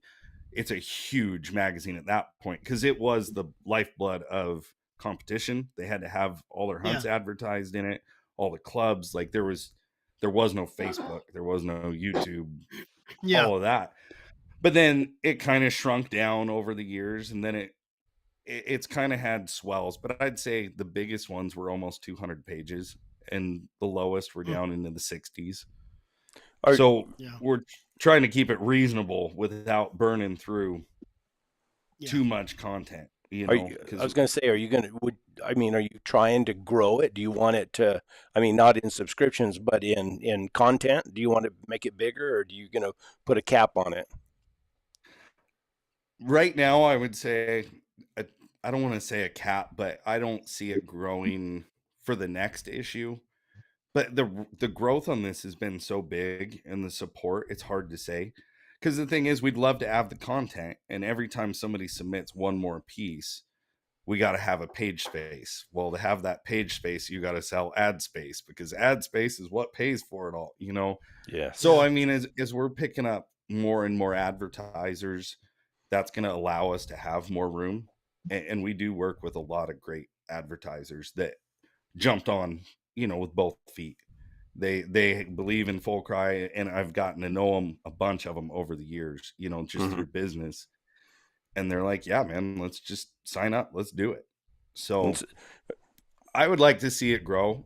I would, but I think we have to be really smart and kind of control it, or things could fly off the rail. And I really want to play the long game with this. This is Sure. something that is hopefully going to be our family's legacy. You know, we've got 3 Mhm. boys and a daughter, and when you're talking something where they can go make a living taking pictures with their dogs, that's pretty cool. Yep. If you want to write, if you want to do website design, if you I don't care what they want to do in any aspect, we can find a way to tie that in. Yep. And it's a good opportunity for us, because we homeschool. My wife homeschools our boys, and we've got me working at W full time and doing this. It's a lot. And my wife, I will say, is a certified bad son of a gun. Like, She works hustle. at it. That's good. She hustles. She makes stuff happen, and it's been good to see that driving force kind of transfer, because everybody's been receptive. But if you haven't subscribed, you can get your subscription. Uh, Where do and they find? Or advertisers, that's the big one. you have a web page? Is that how they subscribe, or how do they? Yeah, you can get a subscription online at www.fullcrymag.com, and you can purchase your digital copy, or you can sign up for the print magazine for a 1 year or a 2 year subscription. You're $36 for a year, and I think it's 65. I should look at my wife's magazine right here. Yeah, it's not on the front page. But you can sign up for 1 or 2 years. We're shipping them in those poly bags. Did you get yours yet, Brett? Yeah, I got it. Yeah, it came in that little bag. It's nice, real nice. Yeah, because the covers were getting kind of chewed up in the mail, and it's because it's a heavier, higher quality paper, but it just, for something, the sorters were catching it. So we threw them in those bags. And I mean, stuff like that, it all adds to cost. But to us, this is a valuable piece of history that we're writing right now. So if it costs a little more, we'll figure out a way to make it work, you know, kind Sure. of deal. Oh, I'm sure there's people who don't even take them out of those bags. They put them There right are. in a box. Yeah, I've talked to them. We've got guys that'll call and order 10 copies, you know, because you can buy a single issue of like back ones, plus your subscription. So it's great. You know, guys that have an article in it, they want to buy one for their mom. Yeah, I mean, really, Yeah. those are the stories, or their kids. And you know, the youth is big for us. We always have a youth section, and we encourage that is big. If you got a kid that is into this lifestyle, like, send us a story, send us a picture. In fact, Mark Booth, you guys just did that live with Yeah. him, which was really good, Mhm. by the way. His next issue's, you know, all youth. That's a great magazine too. If you guys haven't checked out Southern Hound Hunting Magazine, that's a good one too. Go support those guys. That guy was super interesting to talk to. Mm-hmm. Yeah. He's a good dude. I've talked with him quite a bit, especially when we bought the magazine. You know, we touched base early, and you know, we've both got the same vision. Rising Cool. tide raises all ships. You That's know, right. it's none of us are in competition at all. That's good. It's about getting us on a platform where we're all taken serious by the general public, amongst the undecided, we get to write our own story in all forms of media, audio, video, print. Without We're being all over censored. now, and yeah, right. And we're getting recognition. I mean, look at just what's trending now anymore. It's crazy how the hound world has changed. But we're just trying to create a professional level product, and that is one thing we've heard a lot of is the guys say it's the best it's been since XYZ, whatever year. They're really enjoying it, and it's very encouraging. So anything? Well, I think Go ahead, it's Chris. new blood. It's new blood. You know what I mean? And then you guys also have so much more technology that helps you out more than 20 years ago in the 90s, even when they're putting this together with, probably a piece of tape on a template, not on a screen. So no, it is crazy. It's insane how far. I mean, we wouldn't have been able to do this. Like I said, she's homeschooling our kids. She's running our life. I'm running business. She's, I'm working with Buddy. It's pretty wild, but it's all about the houndsman, really. It's the people that submit it, because the first year is easy. It's going to start getting hard, I think, because, the newness is going to wear off for some people. And we're really going to rely on guys that are focused on getting this out there for the educational factor, good quality content that will be out there for a long, long time. And hopefully somebody 30 years from now finds that in grandpa's attic. And we wrote our story through the roughest times for being a sportsman, and they don't have to rely on Wikipedia or Google to tell them what it was really like. We got it, right there. What's tougher, working with your wife or working with Buddy? It's kind of similar sometimes. I'm gonna get killed for saying that. I love working with my wife. We have very different work styles sometimes, but she is the motivator most of the time. I will say, we joke because I'm the ideas guy. Like, she makes it happen, and that's pretty true. I mean, really, she works her butt off. But no, they're both pretty good to work for, really. There might be an occasional lover spat, but other than that, it's all good. Yep. Oh, you gotta filling in replace Benny's spot. This is for Chris. On the Oh, he's got his spear. Al was just asking a question. Hey, we got res hounds in the house. We got to have him come back on and talk to us again sometime. He's always got some good stories. Yeah, I know. He Benny needs to be Minute. sending me some. Yeah. Oh, yeah. all Benny you guys, Minute, 'cause... all you guys who can write need to talk to Jason and send him some good stories. I can't write. I can't even hardly write my name. So, but I can hold a video camera. Right. You do you. Maybe know you what should you just know, talk Brett. into a camera. What's that, I Benny? can write. I don't have any photographic proof. We lost you. I said I can write, just don't have any photographic proof. I Can bet you George. transcribe? What's that? Can Jason just transcribe? Because then Brett could just make a video, send it to you, and you just transcribe it. There you go. I already gave him my ideas. Me and Brett, we got big plans, right, buddy? We got things going on. Top secret stuff. Super. No, that's just it. I mean, the guys that can tell a story, you can literally pick up your phone and hit the talk to text and tell your story. And if it understands the people I know, it understands, like it even recognizes mine 90% of the time. You can go in and you can edit that real quick, and you could just tell a story like you're talking to a buddy and have a great article. It's crazy how easy it's gotten. The AI is remarkable. I don't know if anybody's seen the video I put on Facebook, but that dubbing AI that can put your voice into another language and exactly what you say. Crazy. I mean, and it's my voice speaking fluent Spanish. Isn't that wild? You did that that waitress down there in Douglas. I spoke a different kind of Spanish to her. That's the kind of stuff that makes me want to crawl up on the mountains and hide, man. That AI, it's scary. Oh, Oh. me and Buddy, he's like, you got, it's a tool. And I'm like, I know, buddy, but you're never going to win me over on this. I will use it because it's part of the job, but God, I hate it. It's just, Yep. freaks It's me creepy. You can, Creepy. you can pull up a YouTube video and pull up the transcription. YouTube knows every single word you said in that video. I mean, it's Yep. it's down to a gnats, you know what.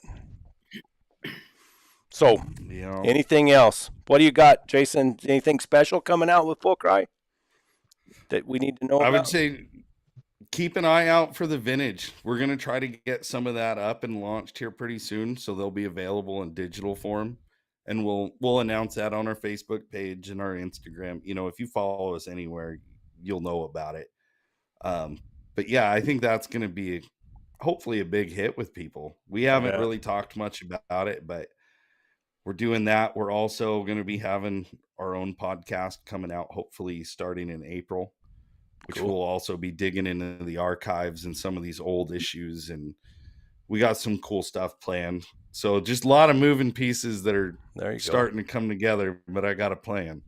So you're going to have to take off your Full Cry hat and put on your W hat.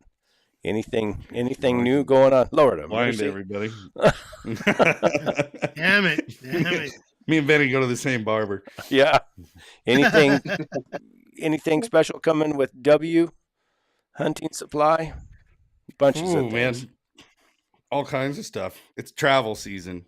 So we'll be on the road. I know we're going to hit. I got to be in Idaho this weekend. And then I got to be in California and Wisconsin. So a lot of on the road. Buddy's actually going to Pheasant Fest for the first time and taking some crew out there. So that'll be cool. You guys go and put up a booth or whatever at these shows is what you do?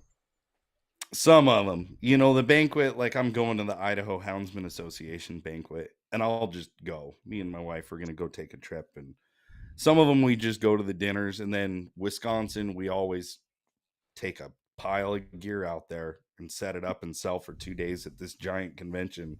Really? And it's crazy. Yeah, I mean, it's everybody is there.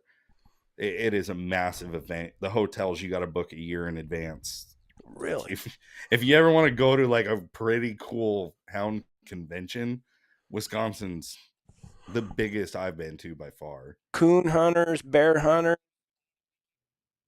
Mainly big game, but there's a lot of coon hunters.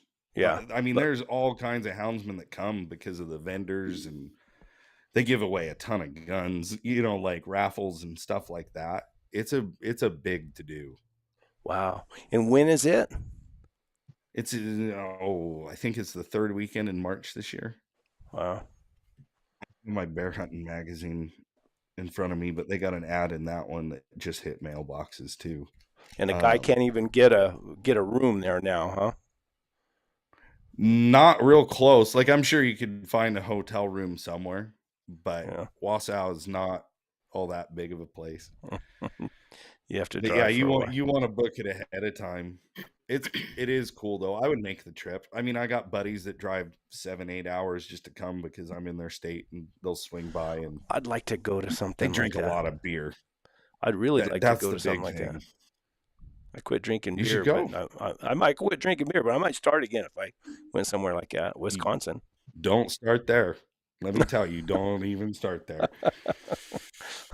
You should go. We need to go and have a media booth, man.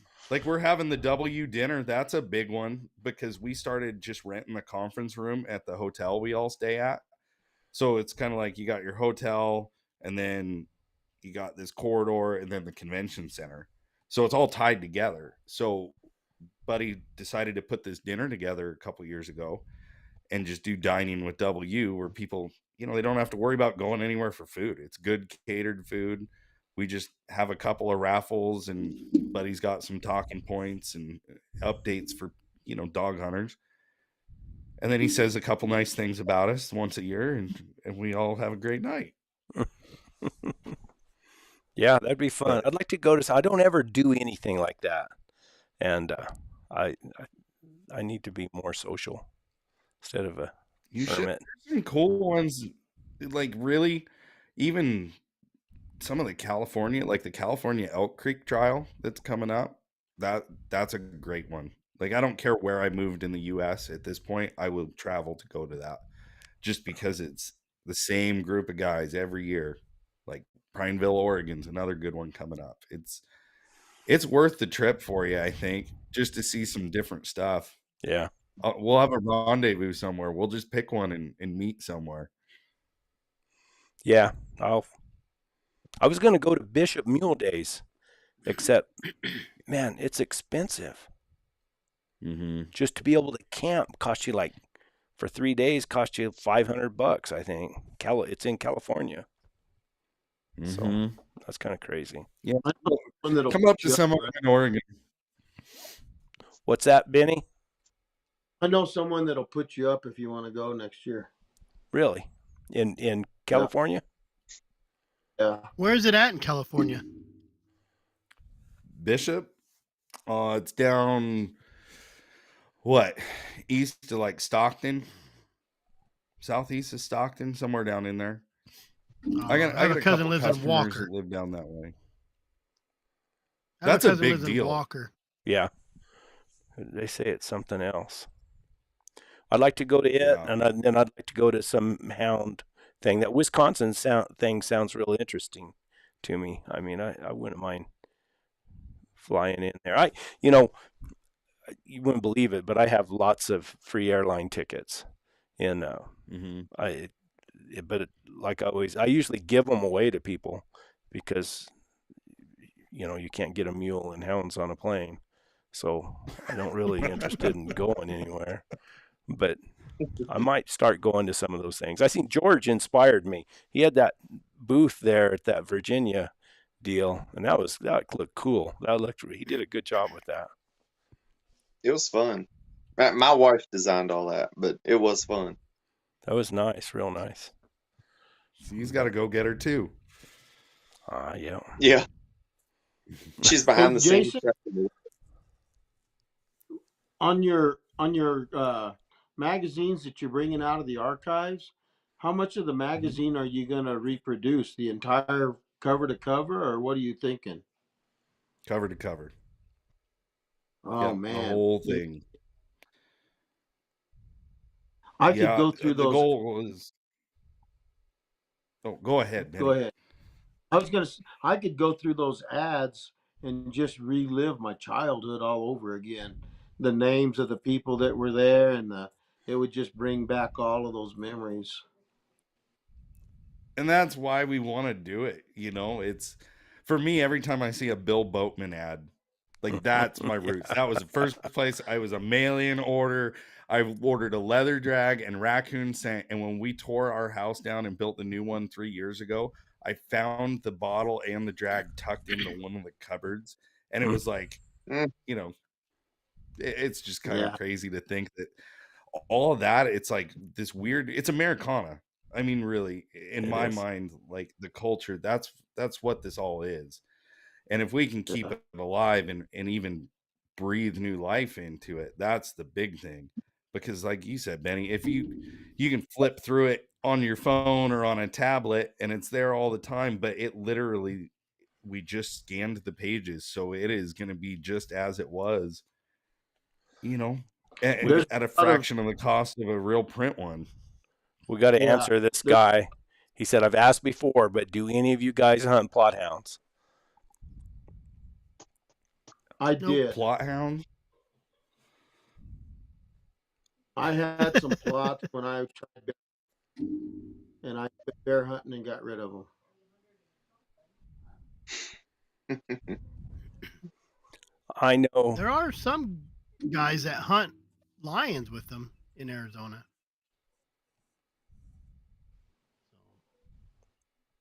Back years ago, I Mainly always bear wanted dogs. some plot hounds. I don't know why, and it was back in the '80s when I was reading Full Cry. I guess they had a good There's a writer. lot of plot hounds in Full Cry, man. Yeah. Bob Plott's been writing in there forever too. There used to be a ton of plot content in the magazine. Yeah. See, it was social influencing before social influencing was cool. It made Yeah. you want a Oh, plot yeah. dog. Yep. That's it. Well, I got a puppy freaking out over one of these stray cats running around my house. And I have a business meeting I got to get to. So thank you Thanks. guys for having No. me on. Thanks for We'll stopping do by, it Jason. soon. Yep. We appreciate it. Hey, anytime, man. Thank you so much. Come Good seeing you. back and let us know what's going on in the full cry and W hunting supply world. Will Hey, do, man. let me real quick, Jason. You should reach out to Mike Leonard for content. Mike Leonard is a wealth of, and he has stories and he has pictures and he has everything. Yeah, he is definitely on the list because we would like to have. I mean, he's a wealth of knowledge. Listen, if you haven't heard any of that, listen to Brett's podcast. Let's push that one for you, buddy. It's that guy's a wealth of knowledge. He has You guys got seem to to harbor have a lot of that down there. he has to have a photographic memory because he can pull things up and just it's unbelievable, really unbelievable. Yeah, he's the one that liked the donut so much, right? No, that's Mike Root. Oh, that was Mike Root. That's right. I knew it was one of them. Another good one. Yeah, right. No, Mike Root is one of a kind now. They're all good. If Brett's recording them, they're all good. Just wait till you see what he's got coming up, right, bud? Yeah, there's some stuff that should be good. I'm hoping. Oh, they'll be good. The John Clump, Benny Griffin Jaguar story. It's good. I was real proud of that one. It was fun. A lot of fun. It's one of those deals. It was just like the guy came on last week talking about hunting deer, and all you have to do is just get John started, and John will he tells the story without any prodding. Yeah. Good story. Good storytelling's an art. And some guys got it and some don't. But man, you could listen to them for hours, that's for sure. Those good ones, yeah. Cool. Well, what else? Anything else for Jason? I want him to hurry up and get to his business meeting because I think I might be involved in that at some point. Yeah, you might be involved in that one. So don't blow it off. I'm gonna go put my third hat on and we'll see how that goes. There you go. Well, thank you guys. I'll catch up with you soon. Thanks for coming on. Sounds good, Jason. Thank you. Man. Bye. Thank you. Bye. There you go, guys. Anything else? We still got quite a few folks in here, 70-something people. Any questions from the popcorn crowd out here? Is that what you call it? Peanut gallery. Peanut gallery. Peanut gallery. Where'd I get popcorn from? Sure. Peanut. Brooks says, Well, around here they use plot on bear and hog, some cross plot, American bulldog, catch dogs. Yes, yes, yes. that's what I was getting ready to mention. Around in the East, plot dogs are really popular. Res hounds. Calvin says, I had 2 and I lost them to bears. I now have a quarter plot and a 3/4 walker now. Yeah. Plots are good for know, they were they were bred for bear dogs. They're aggressive dogs. Let me tell you something that Orville Fletcher told me. And Orville Fletcher is a pretty famous lion hunter. He told me that the best lion hound he ever had was a plot. Probably a freak, but he said it was the best. I can believe it if plot hounds they're kind of, I don't know what the word's for it, but most people kind of put them in the category of a hotter nosed they don't look at them as a real hardcore trail hound. But in the right hands, I've fooled with plots off and on, and some of them boogers can buckle down and really trail. Really work a track. Oh yeah, a lot of it just depends on their upbringing and how you work them, and then a lot of it the actual line of plot they are. where they come from and stuff. But over the years, I've hunted with some really, really good ones. What do we do to make him mad? I guess it's just because Benny's here. I don't know. Why you all so ugly? Calvin, you'd fit right in. Yep. He should be right in the center, like the Brady Bunch picture. No, but these dogs were all, until they started getting crossbred and everything. Each breed of dogs was bred and designed for something special in mind, and the plots shine for what they were bred for. It's just like those black and tans out of Northern California. What was the name of those?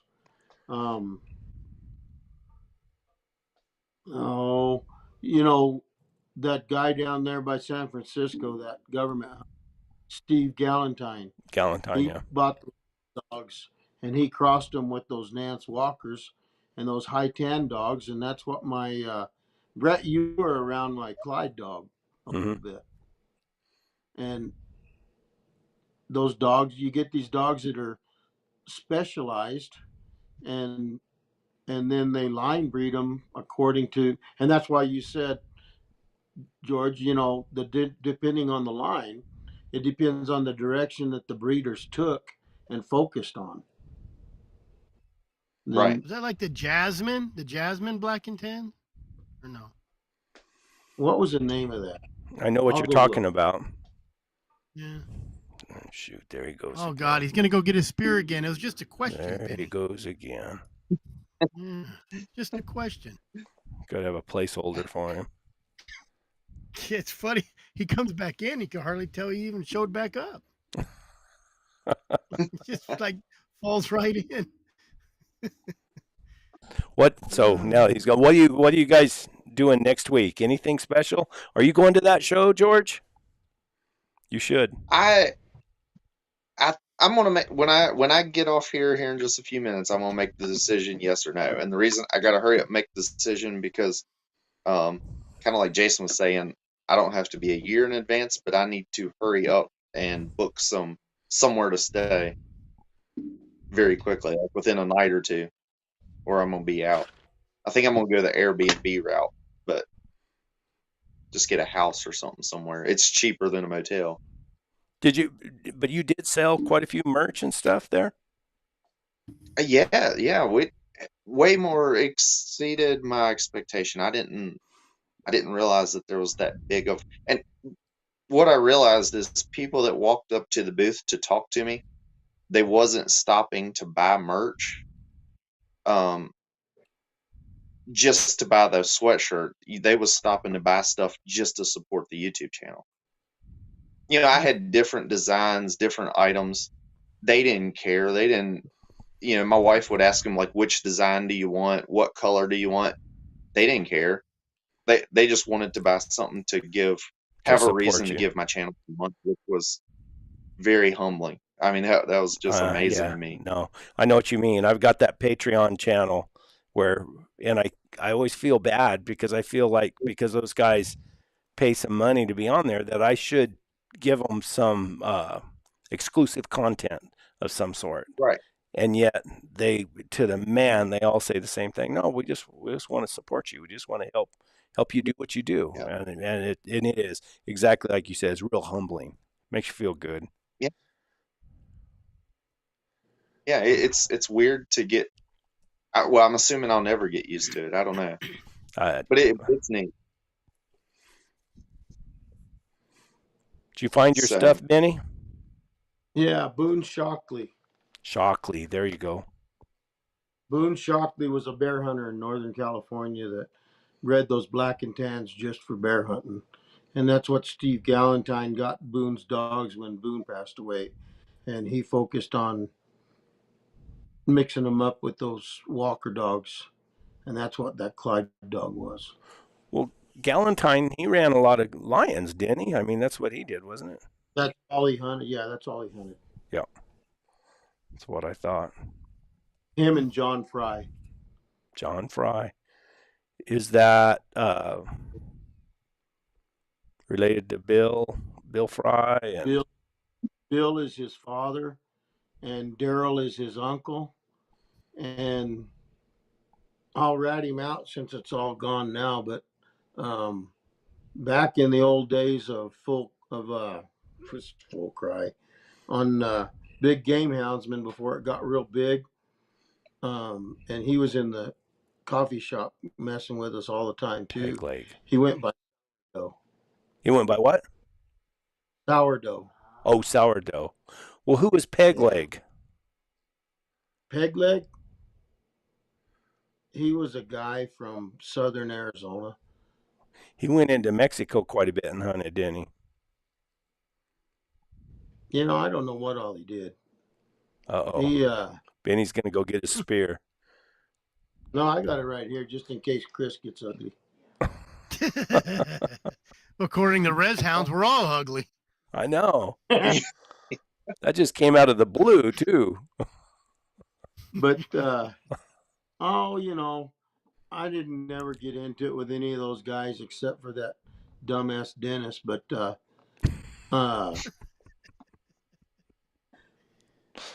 I don't remember what I didn't remember what Peg's name was, but he said a lot of things that I didn't agree with, and I just didn't call him on it. You know, it's Imagine just like that. bobbing their tails. He said the only reason that people bob a hound's tail is for aesthetic value. Well, realistically, I think a hound looks better with a long tail.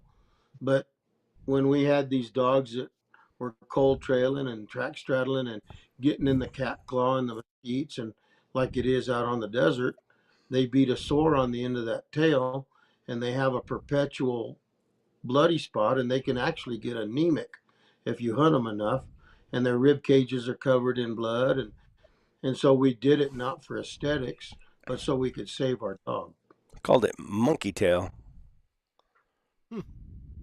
That's what I heard in one time. Always called it monkey tail. Peg leg. I think I talked to him on the phone a few times. But I don't think I ever Hey, got his real Houndsman. name. There was a guy that reached out to me today. I guess he talked to you. He wants to Yes. meet Warner Glenn.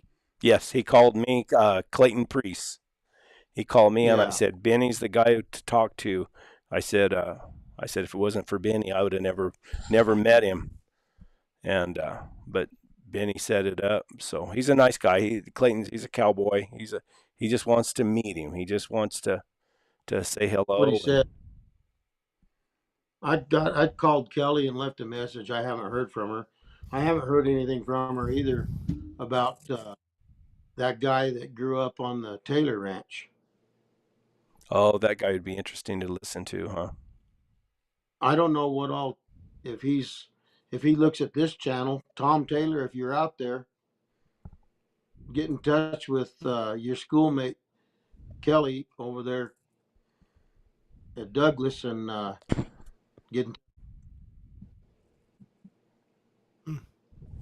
Well, I tell you, a good booth would be Warner Glenn sitting in a booth. Oh my gosh. It'd be a Yeah, line he's- out the door, wouldn't there?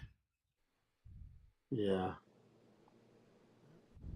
You know, speaking of humble, when you talk to him and you know everything he's done and all the lions and the way he's hunted and how long he's hunted and the jaguars and everything, he's so humble. He's just real humble to talk to. And he doesn't blow smoke rings up your hind end or nothing like that. He's just the real deal. Mm-hmm. Anyway, Yep. what next, guys? Yep. What's coming up this week? Chris, what are you doing? Well, I remember I Investigating told you somebody? about that. Well, I got a bunch of cases going, but I wanted to get out tomorrow, but I might have to go check some houses. Remember I was saying about that crack up in the hill I found? I want to go right up there and see if it's just a cliff in the shadows or like a deep cave in there. So I might do that. I was supposed to do it tomorrow because it's nice and cloudy. The weather's great, but I might have to go do some PI stuff. Cheryl Brooks, you got to listen to this. That's the John guy. Peg Leg Pierce sold pot. He hid his pot and his fake leg at bedtime, and somebody came in and stole his leg one night. And I bet he couldn't even chase him down. I feel like I've heard that story before too. Is there where that crack is? Is it good lion country? No, it's down south here. I mean, there could be a line there. It's kind of a weird hill because there's no roads to it, and it's not wilderness. But there's no roads. There's roads that kind of go around it, only on the east side, and there's just nothing there. And I found to the east of it, there's a pond out there that's dry, but I found 2 wells, and you could hear the water running. They're deep. I dropped the rock, but you can hear the water running in it. You know, the whistles. And I don't know. I've seen bighorn sheep on that mountain before, off the I-8. Oh, really? Right there before you get to Gila Bend. It's probably outside of Gila Bend about 11, 12 miles. On the there right should be side. a lion there. One little.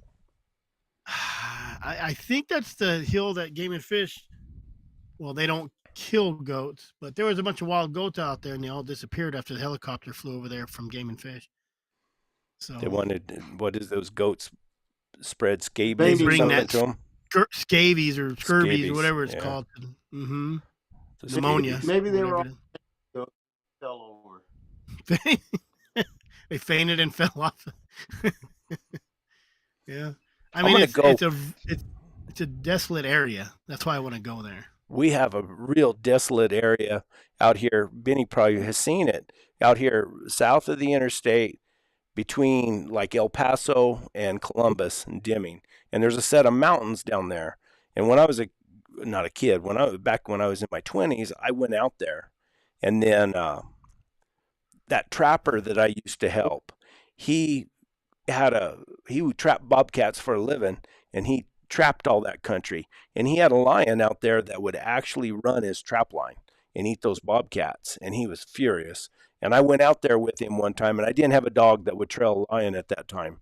And I remember following the big old lion track up and down the arroyo, and then those hills. I mean, there's deer. There's a lot of game in them, really. And there's some big old volcanoes back out in there, big old, inactive volcanoes. And remember the guy from Big Game Houndsman, Benny? His name was Steve. Steve from here in Las Cruces. I can't remember his last name. He had hounds, and he hunted up around Capitan Ruidoso. He's the one that said it was crazy. I asked him one time if he ever went and hunted with Mike Root, and he said, "You're crazy." He said, "I'm not going to go out there and sleep under a log." But he one time he had told me that a guy had called him. There was a deer kill out there, and he went out there and tried to catch a lion. And I've hunted everywhere around there, and I haven't ever been out there. So I'm going to go out there. I think I'm going to go out there tomorrow afternoon and do a little just searching. Probably take the buggy, and then probably Thursday I'm going to go out there on a saddle mule and take a pack mule too. And I'll probably take my bedroll and go out there and ride around that country. See, before it gets too hot, because you can't hunt that country here in another month or so. Yeah. But it'll be fun. Yeah. Be an If adventure. there was water over there, it'd be a good mountain where I am at. Yeah. That's the problem. There's no water. I haven't found water. And I've been a Google Earth junkie in the last week too. I love that Google Earth. I've been using that too. That's how I found that little crack or cliff. Of course, it's a deep cliff if it is. I also use. Let me see if I can Onyx do it. map. Yeah, the color's different. There we go.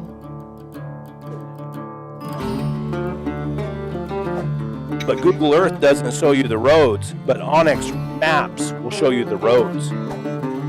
Yeah.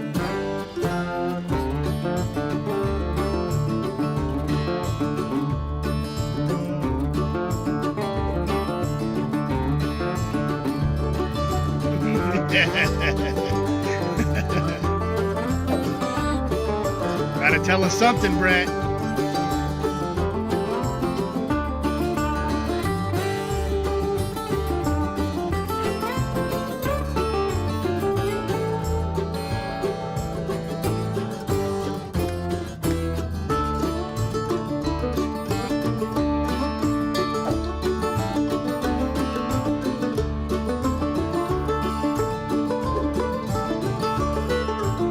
Let me tell you what, those panniers I got from Mountain Ridge Gear, they are nice, real nice.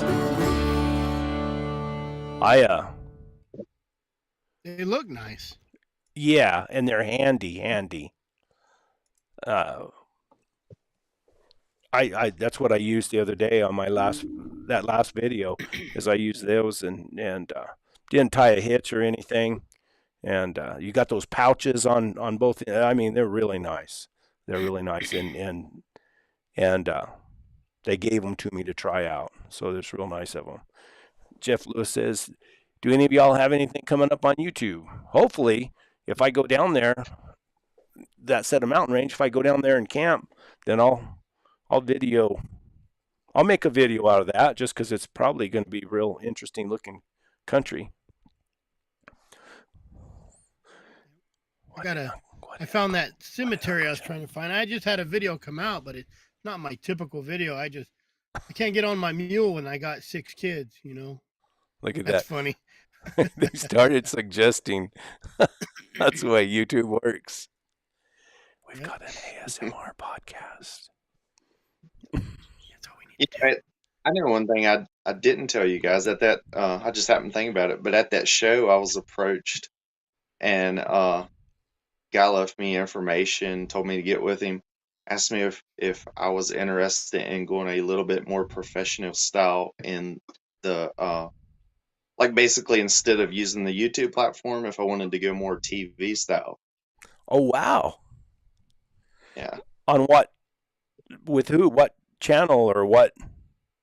It was he basically he was part of it. Would have ended up on the Outdoor Channel. That's cool. Yeah, like a 20.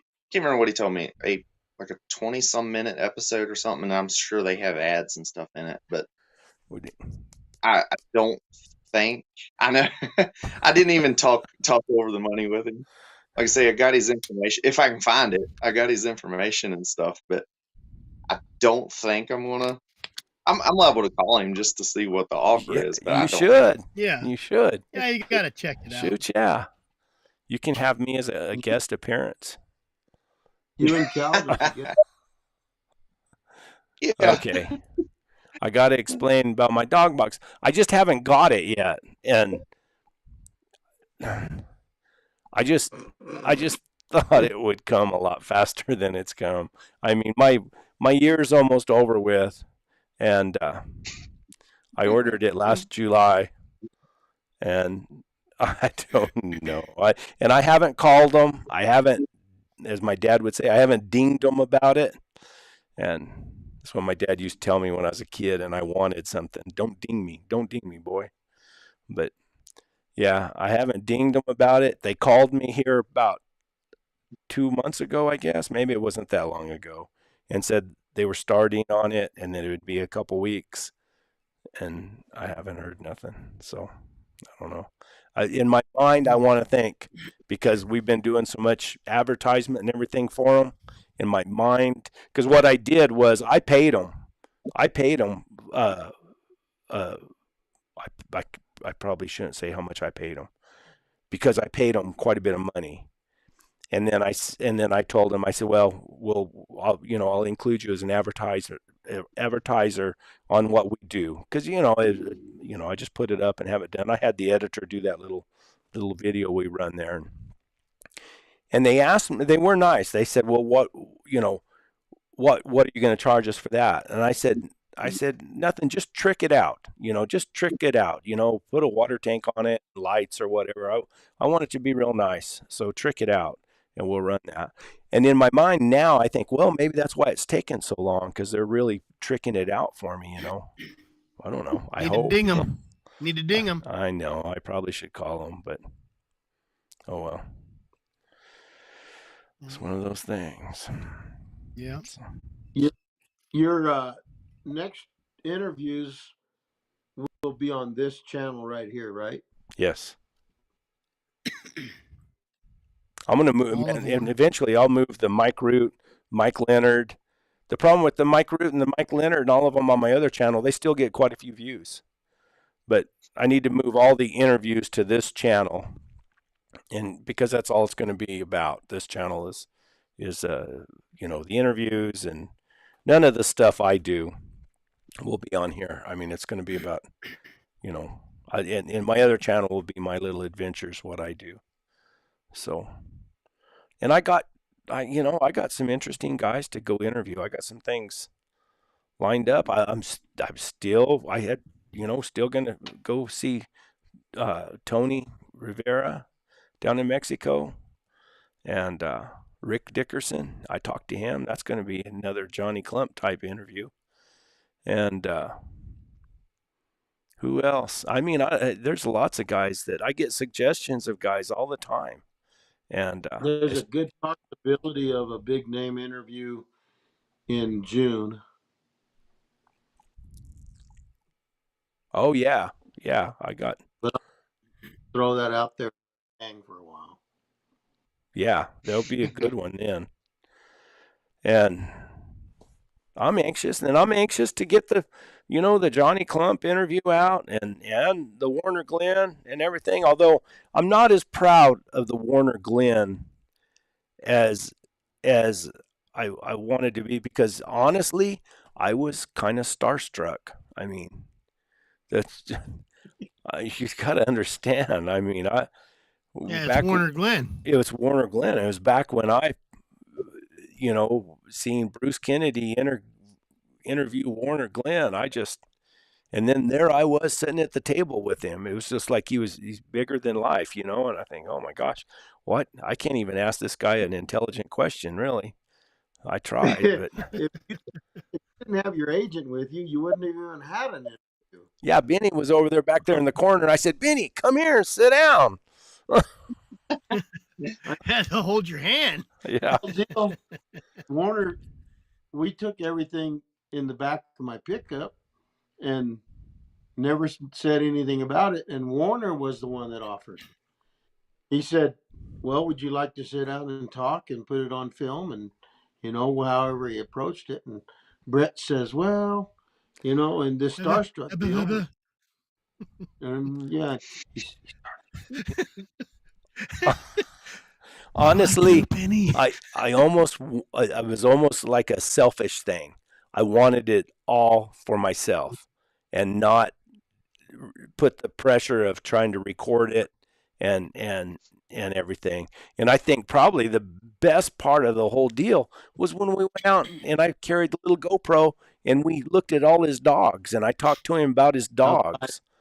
That was probably looked at the mules and yeah, you were more element, Brett. Exactly. But sitting in there, and man, they just treated us so good.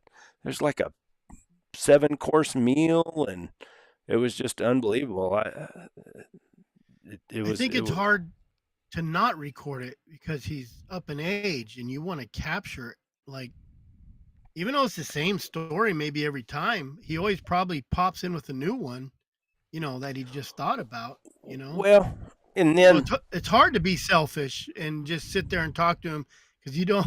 Even if you're by yourself, you want to record it. Well, and another thing is Clay Newcomb did it, and Clay did such a good job.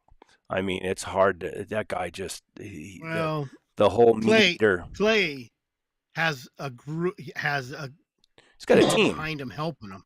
Exactly, a team. He's got a team. All I had was Benny. That should be enough. Benny didn't have a spear. That's what it was me and Benny. That was my team. But yeah. and there's a lot of the audio. My camera didn't film everything, so the majority of the content will be on the podcast. It'll be audio.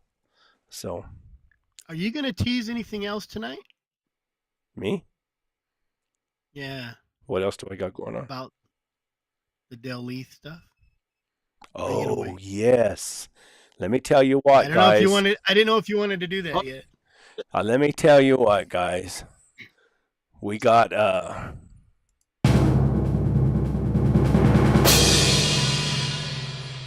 I got 67 minutes of Dale Lee interview that's never been heard by anyone but a couple people before. And they recorded this. Dale Lee, someone who helped take care of Dale Lee in his old age, Dale Lee made this tape for him. And dad gummit, let me see if I can. And Eric Klein, matter of fact, my agent is the one who put me in touch with him. My agent, right there. He Someone needs a cut. so I called Benny, and Benny got me in touch with him, and it's really pretty cool stuff. Let me see if I can find this real quick. Eric found somebody somehow. Eric's a history buff. And so Eric, I think he's 40 yet, is he, Brett? Do what now? Eric's not 40 yet, is he? I don't think so. I don't know. But anyway, Eric's a real history buff. There you go.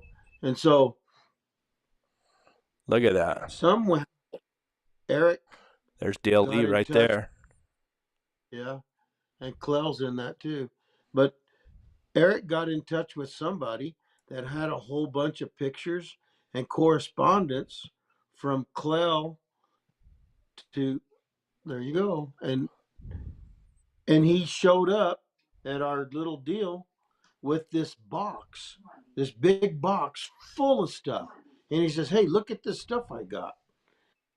And I could look through it and look through it and look through it. Look at this. Dear Mr. Lee, I have Ed Anderson writing this letter for me to ask you if you would sell me 2 or 3 broke lion dogs that I can use here in Mexico for tigers. I have had a very hard time with the authorities here, but would like to hunt a little more. If you can help me, I would appreciate it very much. Your friend. Who is that? Palma? And that's care of Age? Karen LeCount. You knew her real well, didn't you, Benny? Yeah. Para? Yeah. Maybe Para? Yeah. Karen was a gem. She was an absolute gem. Karen LeCount, Tonto Basin. A special tape for my friend Gary Sanders. Sincerely, Dale Lee. So yeah, we're gonna get Benny kind of told the story, but we're gonna get Eric Klein on here too. He said he would come on and talk to us, Yeah. and we'll get the whole story from Couple him. weeks, right? Yeah, A he couple said he had weeks? some work to do or something, but we'll get him on here on a Monday night and get him to tell us the story, how he came across this stuff, and then I'll go ahead and just like the other Dale Lee tapes, I'll share them. I'll share it on the on the channel. Maybe we can get everybody to, maybe people can contribute a super chat or something at that time, and all that will go directly to Eric Klein. And I don't know that he needs it. He might be multimillionaire. I don't know, but at least it shows some appreciation. Yeah, Eric's a super good guy, and he's an operator for a gas plant. He works for Conoco. Is it Conoco or Phillips? Anyway, it used to be DCP, and one of the partners bought everybody else out. And he actually lives in Dove Creek, Colorado, but on his days he's working, he has to live down close to Denver. He's one of the operators that they operate 3 or 4 plants remotely, and he's on a weird schedule. But Eric's just a super good guy. Yeah. And you know who brought him the first time around? Mike Who Leonard. introduced him was Mike Leonard introduced him. Yep. They're both up there in that same part of the world, really. We should get Mike Leonard on here on a Monday night. You reckon he could do that? I heard a voice in the back saying, "No way." Yeah, that was the first wife. She's on the phone, but how fitting. No way. No way. Oh, that's funny. Anyway, anybody else got anything? Good stories? What to do? Where to go? Nothing. Didn't Nina say she's going to Idaho this weekend? Timothy Yeah, she said, had to I go want to a Chris to funeral. come to Idaho. I could go to. I want him to come to Idaho and hunt bears with me. There you go. I can just ride with Nina. Yeah, what is it? Jason's going to Idaho too. Oh yeah, there you go. Yeah, Wow. I picked Jim Moore. Benny, did you know Jim Moore?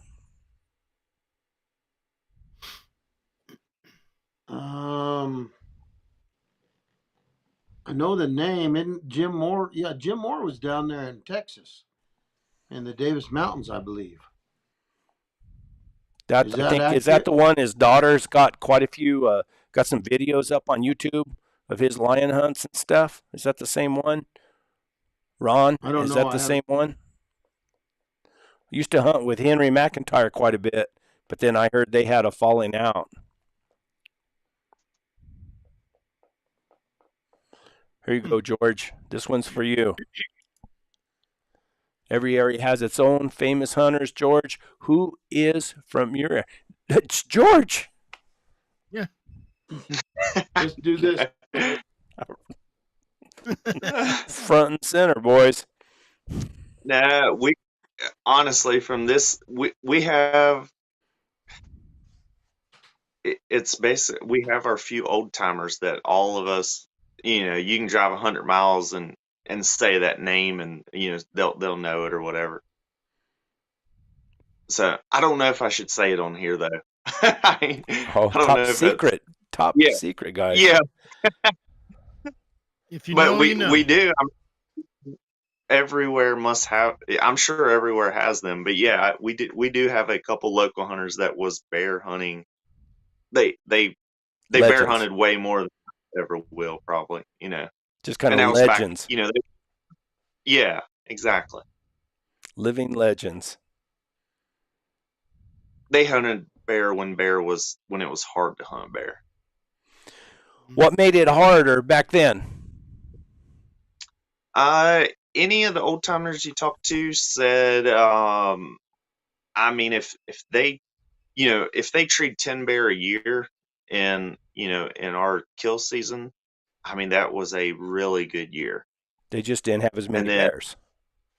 Yeah, our bear population just wasn't what it is now. Now we expect to tree a bear a day, and we're spoiled.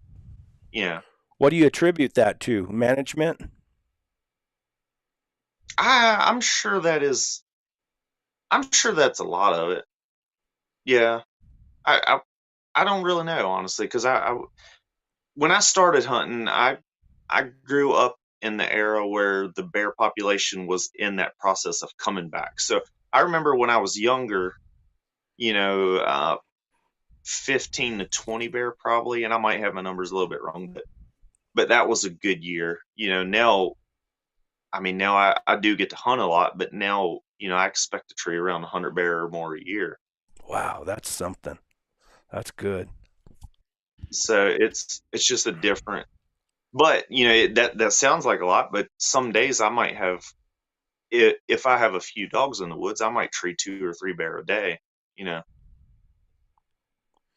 So that's something. I don't know. That is. Hey. What's that, Benny? George?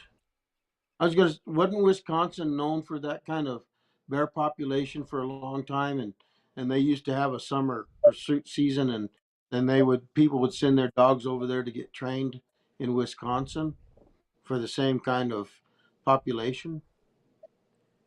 I think you're right, but I'm not 100%. I'm not real for. I've personally never hunted up in Wisconsin, so I really don't know. But I'm in Virginia, but West Virginia, which is really close to me, that's our, like I said, the locals over there, they can hunt year round, and they, um, except in the places where the mange is really, really kind of hurt the bear population, they have a nice population of bear. Like I say, when I go over there, we like to treat 2 bear a day if possible. This But Timothy, I remember that.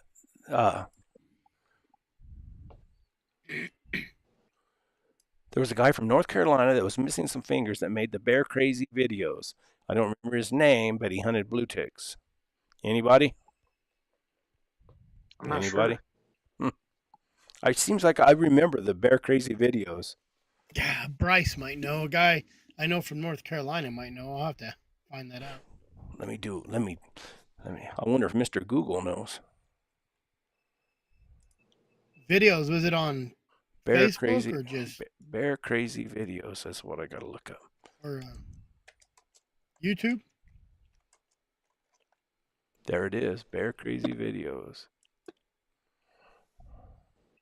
Nope. Bear crazy DVD, W Hunting Supply. Richard Lawson and other top bear hunters in the country as their hounds pursue the giant black bears of the East Coast. Would that be them? Bear crazy DVD. I bet that's him.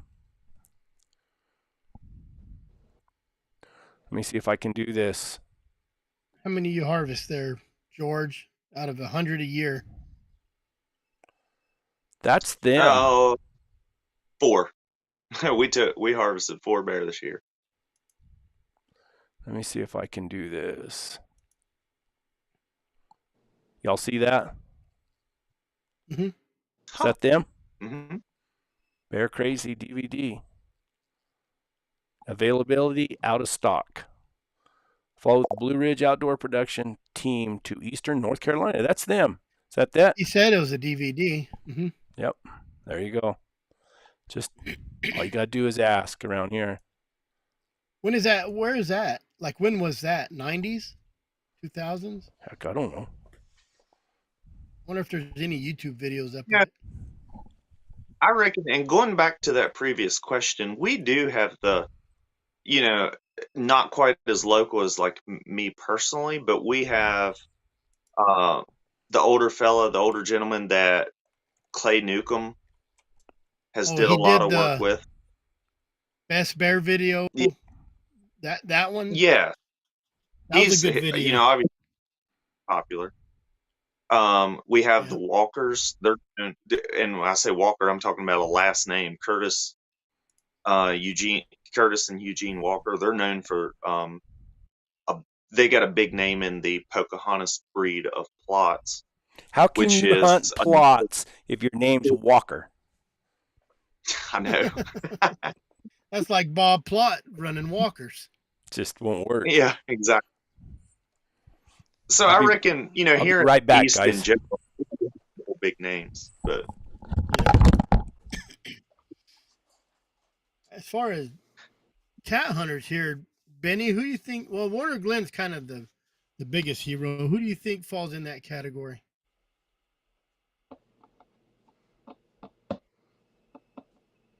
I mean, for me here in Utah, brothers is from me spectating from the east.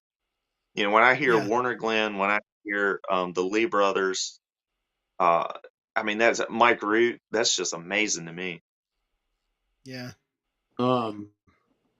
Did you ever hear of Bill Workman? Bill Workman? I don't think so. Bill Workman and that Karen LeCount that was on that letter. Then she married Richard Holcomb. Richard Holcomb was a big name for a long time. Richard Holcomb was a government hunter in Nevada, and him and Karen, before they got married, they had their own places, but they hunted together out of New Harmony, Utah. They're, Steve Smith is kind of flown halfway under the radar. Larry Hendricks has always been out exposed. But Arizona used to be full of hounds, lion hounds. All those ranchers on the desert, there wasn't, I bet 50% of the ranches had a pack of hounds, and it was just out of necessity. And that was there was a lot of no name people out there, but there was a real good Yeah. dog population that you could intertwine with. Um, who else has been there? Richard Holcomb. Another one, Oh, uh, and whether it's because of his book or just social media presence or what, but another name that most of us here in the East know is like Ed Vance. They're in California, Yeah. but no. There was a game and fish turkey biologist that he turned into quite a lion hunter, and that was oh crap. He lives in Hillsboro. He's not doing real good. He wrote a book.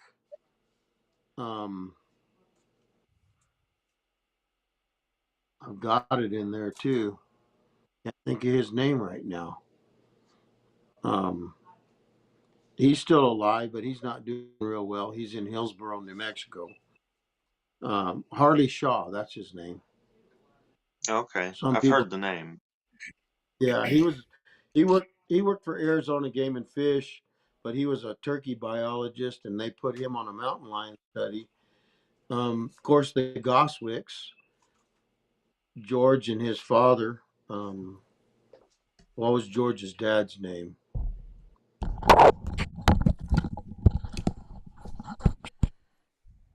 Brett, what was George Goswick's dad's name? I can't remember. Here, I'll tell you. I got it right here again. Now look at some of these old the lion hunt. I can't even remember who made this.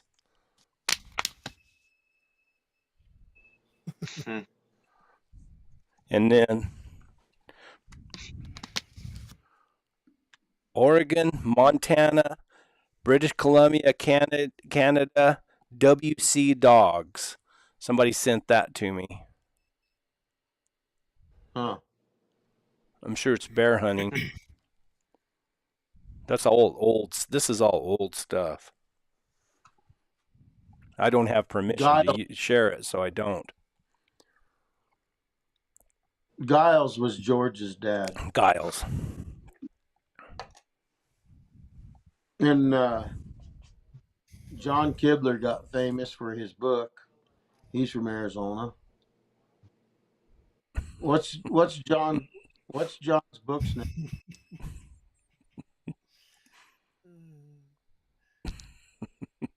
The Res Hounds is just talking mad. He's on a roll tonight. Look, he has one. Hey, that is his Rolodex. Look at that. Oh, back. Clyde. Let's see. There's pedigrees. Then I've got a stack of these. Is that just where dogs come from? Your pedigree type tracker? Yep, that's the lineage on the dogs that I've owned and bred. I got some of that same stuff right over there. Yep. Lost and history. When I go back, yeah, I want to know where the dogs originated from, and it goes clear back to, way back there. Another name that people know of in Arizona is Derringer. Sam Derringer and his son Scotty. Sam's dad, Scott Derringer, used to be a saddle maker in Camp Verde, and he hunted with George Goswick a lot. Yeah. The history of the Southern Arizona lion hunters. What, George? We have the Temples, which is a family south of me and real close to the east. I think they're a little bit in Virginia, but a lot of North Carolina, and they're known for killing some of the biggest bear in the world, and they hunt a lot. I've never had the pleasure. I've never met them or anything. Just they kill some really big bear consistently. Cool, guys. How much longer? It's What been else? 2 hours 45 minutes. We got anything real interesting anymore? Harley Shaw. He's the one who lives right up here in Hillsboro. Yeah, Right? he lives in Hillsboro. I've Yes. talked to him before. He wrote the book Soul. Is it Soul Among Lions?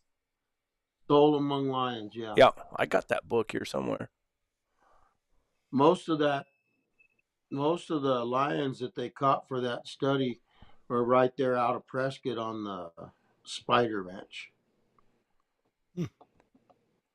Yeah. Good stuff. Yes, sir. Stuff. Guys, stay tuned. Yep. Go watch George's video and buy some merch from him. He's too active on Visit his Facebook. booth. I just can't stand Facebook. And then Chris, go watch one of his videos. Yeah. Watch one of mine. Just I don't know what to do with Benny. Just don't piss him off. Go watch the Lorax. Support Benny. Don't cut down on trees. Maybe I'll go to one of those shows. I wish there was like a good one that was close to the house, so I wouldn't have to travel so far. You really like it. You think so? I think so. I wouldn't put on a booth or anything, but I'd go, like if W Hunting Supply, if they had one, I'd just go hang out with those guys or something. Or if you had one somewhere, I'd just go hang out at yours. And Brett would do good because he has a lot of subscribers. This is Brett. Yeah. This is Brett downsizing again. He don't like to be center of attention. He loves to be in front of the camera by himself, out in the middle of nowhere, but not in a crowd. Yeah. Brett would not survive having his own booth. Tammy would have to run it, and Brett would pop in and out. My wife would have to run it. She'd be talking to everybody, but problem with my wife, if we were selling merch, we wouldn't make a dime because she'd just give it all away. Oh, here, take a shirt, take an extra shirt. Go ahead. What size is your wife? Yeah, here, we got one of those right here. I could just see her. They say, how much for that? Oh, no, just go ahead and take it. I can relate to that. I would do, if a little, like especially a young kid or something walk up and I'd see him handling the hat and looking at it and then looking at the price, I'd be like, buddy, you can have it. Take that one. Yeah. No, that's... I took 3 puppies to a Hound's trials, and I just let them kind of run around loose, and this kid wanted one really bad, asked me how much I wanted. And I just kind of teased him the whole time. And then I think it was Sunday, I went over there and I said, what do you got? And he's trying to pull money out of his wallet. He's like, well, I got $22 here and I can go get some more. And I said, he had some raffle tickets. And I said, give me one of them raffle tickets. He goes, oh, and the money? I said, no, just give me a raffle ticket. You can have this pup. I said, but give me the winning one. So I traded him a raffle ticket for a pup. We need to find one we can all go to. That'd be fun. We'd be kicked out. Yeah, we'd have Benny right out front, just standing there like with a spear, guard with his spear. And we can make some real little spears like this, and he could shoot them at people with the rubber band. Jimmer, what's Jimmer? Who I remember the name Benny, but I can't. I'm gonna have to put this down lower because Benny keeps looking up like that. Well, he's looking through his bifocals. Oh, okay. Do you remember Jimmer? Jimmer. I don't know Jimmer's last name from No Gal. I know Cooper. Jim Cooper over at oh crap. He's down there. He's east of the mountain. Jimmers. I remember that name. I just can't place them. For Jimmer? See, we got res hounds showing up. That's where we need to. Let's find one, and we'll just go. We'll all just crash the party. We'll just set up a real temporary one. We'll just walk in with our backpacks and just start setting it all up. Somebody come up and say, right in double where-" use. We say, man, we thought it was free. We didn't think we had to pay anybody. Well, Let's what go, we'll guys. do- Let's get out of here. What we'll do is we'll just start taking some of his stuff down slowly and replacing it with ours. Little at a time where they don't really notice. And then we'll just leave. No, I'd like. It was. I realized real quick that thank God I had some help because me and my wife could not have did it. Oh, It's a It was lot just of work. too. What, setting up? Yeah.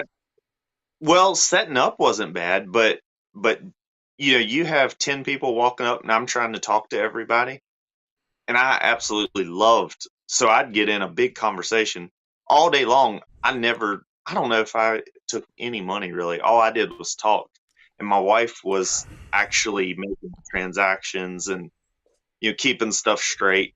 But I say my wife, it actually took. We had to have 4 people in the little booth deal. So, but it was absolutely blast. Way different than what I thought. I messed with it last year, but this year was a lot of fun. Is that You think a big one? I mean, is it a pretty big get together?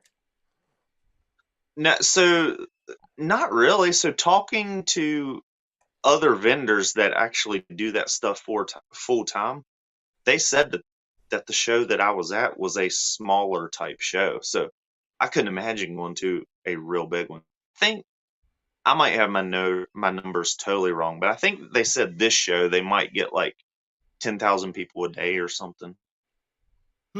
But I'm not sure. It's a lot of, and I might be totally off on them numbers. I can't really remember, but for me, it was a lot of people. There it is. you gonna do it Yeah. again? Look at that. There's my little wife sitting there in the back. That's Using that calculator, see how much money you're making. and you had all that rough cut lumber, had an old rope in the corner. You really went all out. Yeah. That's cool. Yeah, it was fun. Hey, a cool thing was I had like one guy, he walked up to me and he said, "Hey buddy, I just want to let you know, last year I was on the fence about hound hunting. I'd never tried it." He said, and I wasn't really interested in it. He said, and then I talked to you a little bit last year. He said, this year I killed my first barrel over hounds and I really enjoyed it. And you could probably classify me under hound hunter now. Oh, cool. So it's pretty neat here. Yeah. So Yeah. you're doing some good. Well, I like to think All you that. gotta How do much is good change I'm one doing. mind. Yeah. One mind. I- I changed 3 I have- minds last year. I have heard of Jim Bob and Jimmers. I don't know him, Oh. and I can't talk much about him. Benny? I know. I do not know Jim Bob. I know of him. The last thing that I heard of Jim Bob, he's like he stays under a rock more than I ever did. The last thing I heard of Jim Bob was several years ago. He knew the new whatever kind of boss they have on the ROs over there in Arizona. It's the last of the Baca float locations that's still private and still intact. And he ended up getting that lion deal over there where you can go over there and they want you over there killing lions off of that. It's 100,000 acres deeded. Wow. And needed. yeah, deeded. It's part of a Mexican land grant that goes way back. And Jim, I've never met Jim Bob, and I don't know personally anybody that knows him. Jim Cooper probably knows him, but yeah, Jim, I've never heard anything except good things about Jim Bob. You know, I did go to that big hunting, whatever, outdoor show in Salt Lake City one year. I went and walked around that thing for a little while, but that's really about the only anything like that I've ever been to. You'd have to get over Yeah, your introvert attitude, Brett. yeah. I used to go to team ropings. I mean, big team ropings. I mean, and but I also drank beer back then too. I was gonna say, were you sober? No, no. All the ropers, they're not sober. I can have fun, bring some green drink with him. Come over. Oh, there we go. We're gonna tell that story one day. I told you all the story about when we were all sitting there drinking beer. See at the Coliseum, like there in Albuquerque, they would have booths set up, people selling stuff, and then in the corners they had a beer stand, and we're all sitting there drinking beer. And this is the best line. I'm not going to say it. I can't say it online. It's. I'll say it. I'll say it in a polite way. See if I can figure this out. So we're all sitting there, and there's a guy who he was a roper. He's a funny guy. His name's Chris Pettis, and we're all sitting there. There's a whole bunch of us. There's probably 10 or 12 guys sitting around, and we're all sitting there. It's a good story, isn't it, Vinny? We're all sitting there drinking beer, and I mean, this drop dead gorgeous woman just comes walking by, and of course, everybody's sitting there drinking beer, and this gal comes walking by, and Chris says, "Ooh." This lady is very well endowed, if you know what I mean. And Chris says, "Woo, look at those, whatever." And the guy sitting there next to him said, Owls? "Yeah." The guy sitting there next to him said, "Hey, dude, that's my wife." And Chris looks at him and says, "Ooh, congratulations."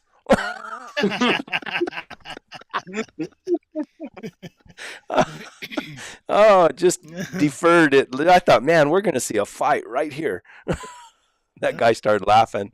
Everything was okay after that. Ooh, congratulations. It's a compliment. It's a compliment, I guess. But yeah, there was a little bit of beer involved in all those ropings back then. And then I quit drinking, and I quit roping too. The Navajo Nation has a hunting expo next month, but it's mainly for deer, elk hunts, not really hound hunting. Well, maybe we need to go represent hound hunting at it. Yeah, Well, take it over.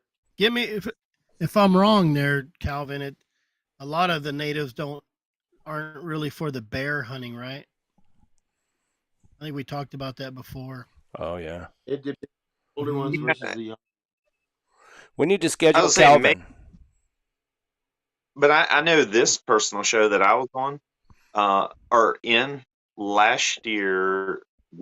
Last year when I messed around with it, we was the only hound hunting set up in there.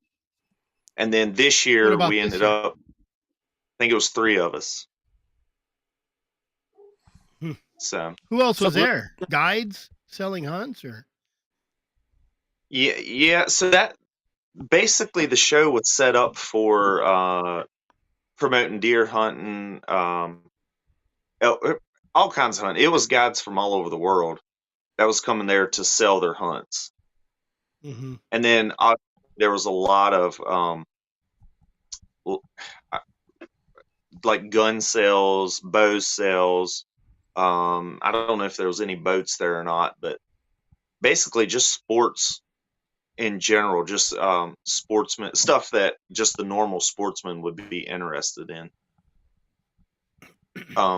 Shirts, all kinds of stuff, anything. They had seminars. The guy from, y'all might like this. The guy that was on the History Channel, what is it, Under Mountain Men? I'd never watched it. Mountain Men? I think it's Men. The that guy, great big dude, Laramie? Is that how I'm not sure his last name. Laramie Miller? But anyway. Yeah. The guy that's in the episodes on the History Channel on Mountain Men that cat hunts. Oh, I think he kept you're talking hunting. about, was it the guy with the old truck, or was it the new guy, the kid, Jeff or something? This was the new guy. I'm assuming. Yeah. Anyway, he was there, like a meet and greet type thing. but that's basically, you know, pretty much any way they could interest somebody to come there. Jake Herrick. That sounds Yeah, right. Jake. That's that guy who drives that old pickup truck or something like that. No, that guy. No, Jake I knew drives somebody who knew Toyota. that guy, and he said he was kind of worthless. So, Well, that goes with the territory. I want to. So that I'm assuming, is his name Jake? Am I pronouncing it right? Jake Is that what Jake it is? Herrick, Herrak. Okay. Yeah. So I talked to him a little bit, and I don't know how much I should say on here, but I walked up to him at first, and I was like, I hear I caught him away from everybody, and the show was basically over, and I happened to see him, so I walked up to him and I was like, buddy, I hear you're a cat hunter on these big TV shows. And he's like, you know, yeah, he was real professional. He's like, yes, sir. I was like, all right, you need to tell me how much you do is fake. And he was really professional. He's like, well, we dramatize, you know. And finally I was like, buddy, I hound hunt too. And it finally broke the ice. So he started telling a lot of behind the scenes of what goes on. Yeah. There's I had Yep. Cade Cole on, and he told me a lot of behind the scenes. He was on Alone, and he was Right. trying to kill a bear with his longbow, and Right. they didn't show it on the show, but he had fell asleep, and that bear had come and took a crap from him like 30 yards away. Are y'all seeing that? Yeah. Yeah, Oh. where is it gonna be? What city? It's up on the Navajo Nation. Navajo Quality Inn up Nation Museum, major sponsor. there. Oh, It must be sponsors, at what is- Window. Oh, the old guy. It's that way drives down the there. truck. Where's it at, Calvin? We're trying to squint and read it. It's small. You can't see it. It's not that big. Oh, well, it's your screen. No. I got a little laptop. I don't have my big TV screen here. It's at my Uh-oh. job. It's huge on mine. It's got to be at Window Rock.